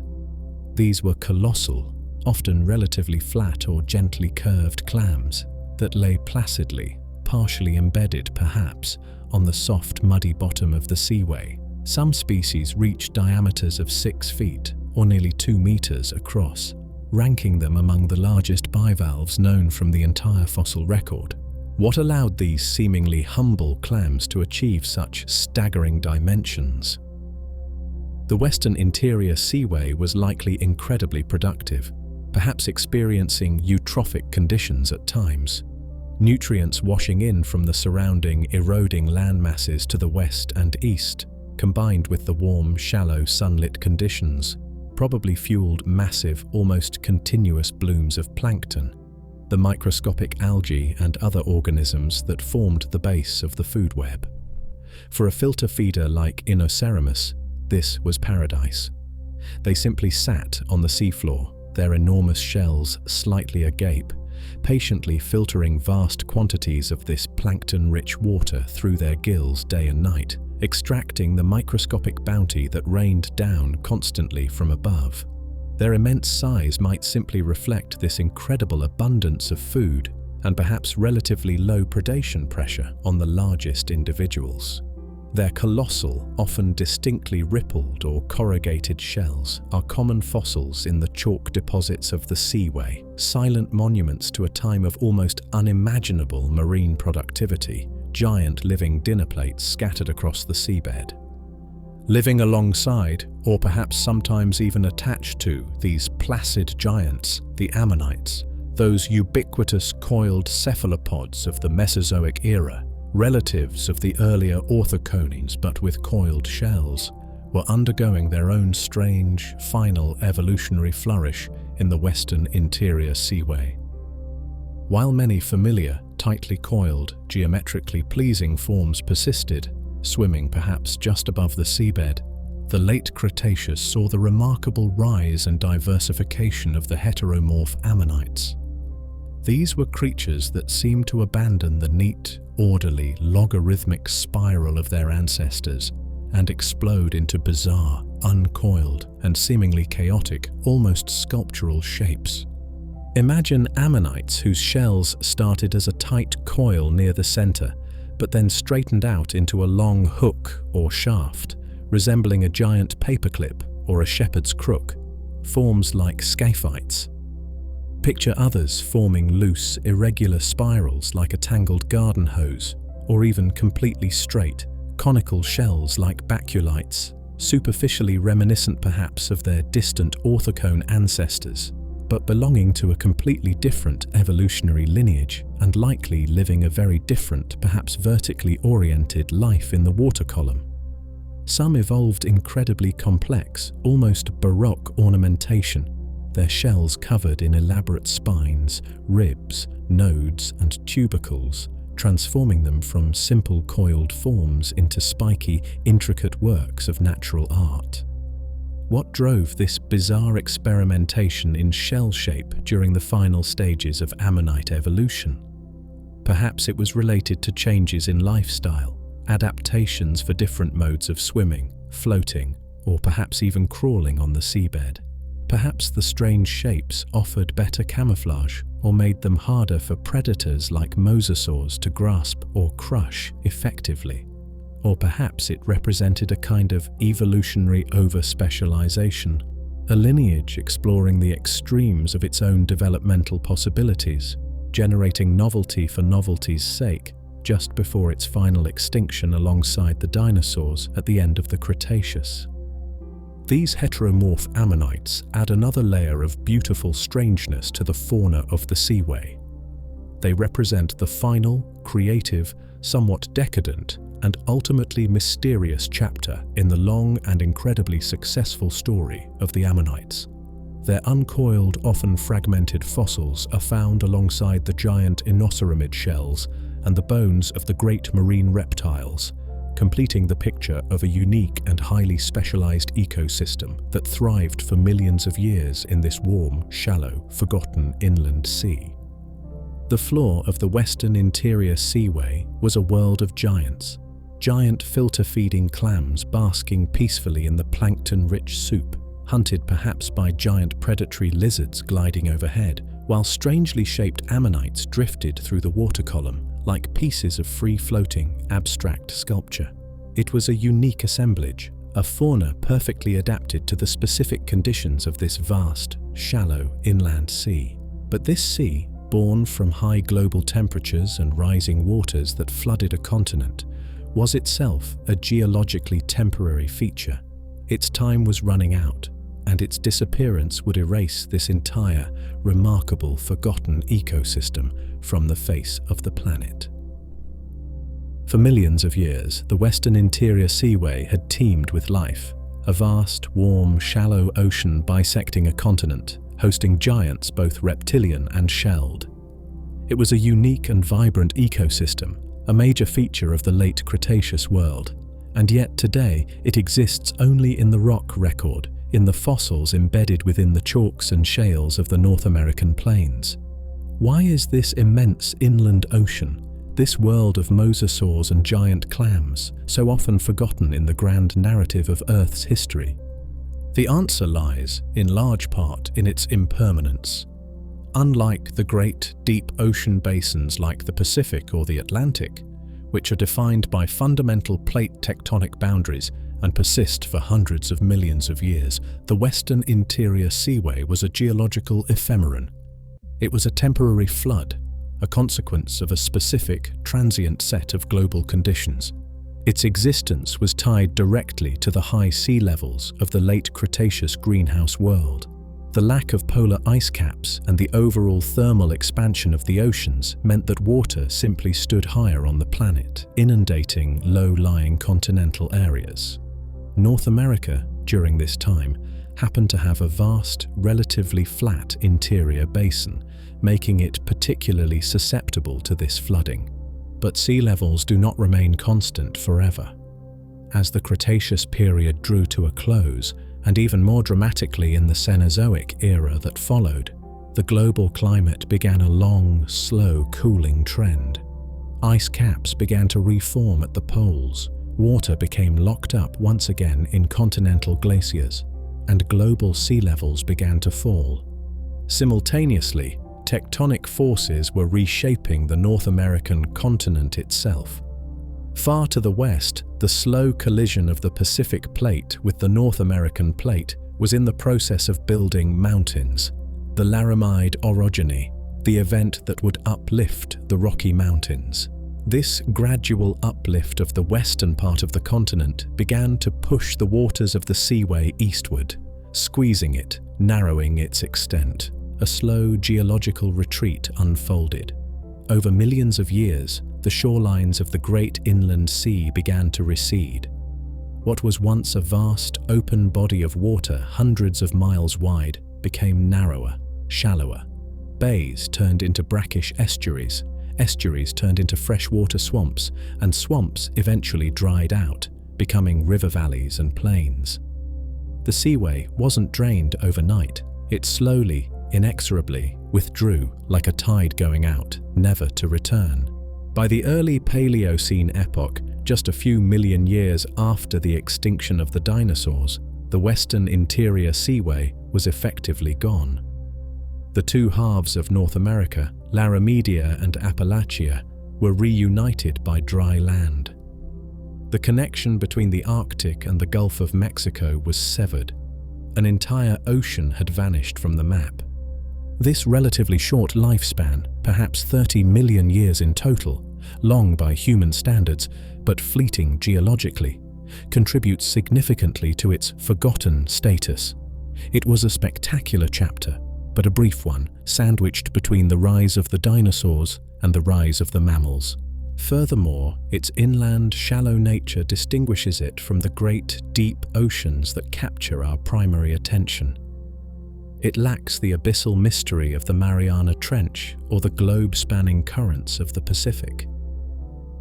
It feels perhaps more like a vast, temporary lake system than a true, enduring ocean. And the life it contained, while spectacular, also largely vanished with it. The mosasaurs, the plesiosaurs, the giant inoceramids, the strange heteromorph ammonites, most of these were creatures highly specialized for the unique conditions of the warm, shallow seaway. When their world disappeared, they disappeared too, either succumbing to the end Cretaceous extinction event that wiped out the dinosaurs, or simply losing their specific habitat as the waters retreated. They left no direct descendants in the modern world to carry their memory forward in living form. The Western Interior Seaway was a magnificent but transient world. A geological footnote, perhaps, but one filled with incredible life and high drama during its existence. Its legacy lies not in a living ocean, but in the rich fossil beds it left behind, stretching across the heartland of North America. These deposits serve as silent testament to a time when giant marine reptiles patrolled the waters above the future wheat fields of Kansas. It is a forgotten ocean precisely because it succeeded, thrived spectacularly, and then vanished so completely, leaving only its stony ghosts behind. And so, our voyage through the forgotten oceans of prehistoric Earth reaches its final harbour. We have drifted through the steaming chemical soup of the planet's first waters, witnessed the billion-year reign of the microbial seas ruled from stromatolite cities, felt the crushing silence beneath the snowball ice, navigated the closing passages of the Iapetus between colliding continents, explored the warm cradle of life's recovery in the Reich, and glimpsed the transient, monster-filled heart of North America's lost inland sea. Each of these oceans, Merovia, Iapetus, Reich, the Western Interior Seaway, and the countless nameless seas before them, like the Adamastor or Canti, tells a unique story. Each represents a different chapter in the planet's long, fluid, and ever-changing history. They stand as testaments to the restless power of plate tectonics, the slow but inexorable engine that builds and destroys ocean basins as continents dance across the globe. They are witnesses to the dramatic shifts in climate, from Hadean infernos to cryogenian deep freezes to Cretaceous hothouses. And they were the crucibles within which life itself was forged, tested, sheltered, and transformed. These oceans are forgotten precisely because they are often ephemeral on geological timescales. Unlike the seemingly permanent continents whose ancient cores persist for billions of years, ocean basins are constantly being created anew at mid-ocean ridges and destroyed, recycled back into the mantle, in subduction zones. Their waters shift, their coastlines migrate, their very existence dictated by the slow, grand choreography of the planet's internal heat engine. Today's Atlantic Ocean is a geological infant compared to the ancient Panthalassa, which encompassed half the globe. Today's Mediterranean Sea is merely the last shrinking remnant of the once mighty Tethys Ocean system. To remember these forgotten oceans is to embrace the profound impermanence of the world we inhabit. It is to understand that the map displayed in our atlases is never fixed, that the boundaries between land and sea are constantly being redrawn by forces far larger than ourselves, operating on time scales that dwarf human history. But their legacy is not just one of geological change, it is written into the very fabric of life itself. The unique chemistry of the first oceans may have sparked the origin of life. The long, quiet stability of the Proterozoic seas allowed the essential toolkit of complex cellular life, the eukaryotic cell, to be assembled. The trauma of the Snowball Earth oceans triggered the environmental conditions, particularly the rise of oxygen, necessary for the subsequent rise of animals. The vanished Paleozoic seas, like the Iapetus and Reich, hosted the first great experiments in complex shelled ecosystems, and the temporary inland seas of the Mesozoic became incubators for spectacular specialized faunas, pushing the boundaries of reptilian evolution. Each forgotten ocean played its part, shaping the trajectory of evolution, filtering life through unique environmental challenges, creating opportunities for new forms to arise and old forms to fade. The creatures that inhabited these lost waters, the microbial architects building stony cities, the giant shelled cephalopods ruling as apex predators, the bizarre Cambrian experiments testing the limits of form, the mighty marine reptiles reclaiming the seas, may be gone from the living world, but their influence lingers. They are encoded in the DNA of their distant descendants, embedded in the ecological relationships we see today, and preserved, sometimes, as ghostly echoes in the silent stone formed on their ancient floors. Perhaps the next time you stand by the shore of a modern ocean, listening to the rhythmic crash of waves against the land, you can allow your mind to drift back. Consider the steaming green waters of the Archean, holding the first sparks of life. Feel the crushing cold and silence of the cryogenian sea locked beneath miles of ice. Picture the straight-shelled giants of the Ordovician Iapetus hanging like living torpedoes in the water column, or glimpse the shadow of a mosasaur patrolling the shallow heart of North America's vanished inland sea. The ocean holds the deepest memory of our planet. Its currents are the currents of deep time itself, connecting the distant, vanished past to the fleeting, ever-changing present. And within its depths, real or imagined, lies a profound sense of peace, of perspective, of the enduring, resilient, and constantly transforming nature of life on Earth. The forgotten oceans may be gone, their names erased from the modern map, but their stories flow silently within the waters of the world and within the quiet depths of our own understanding as we drift towards sleep.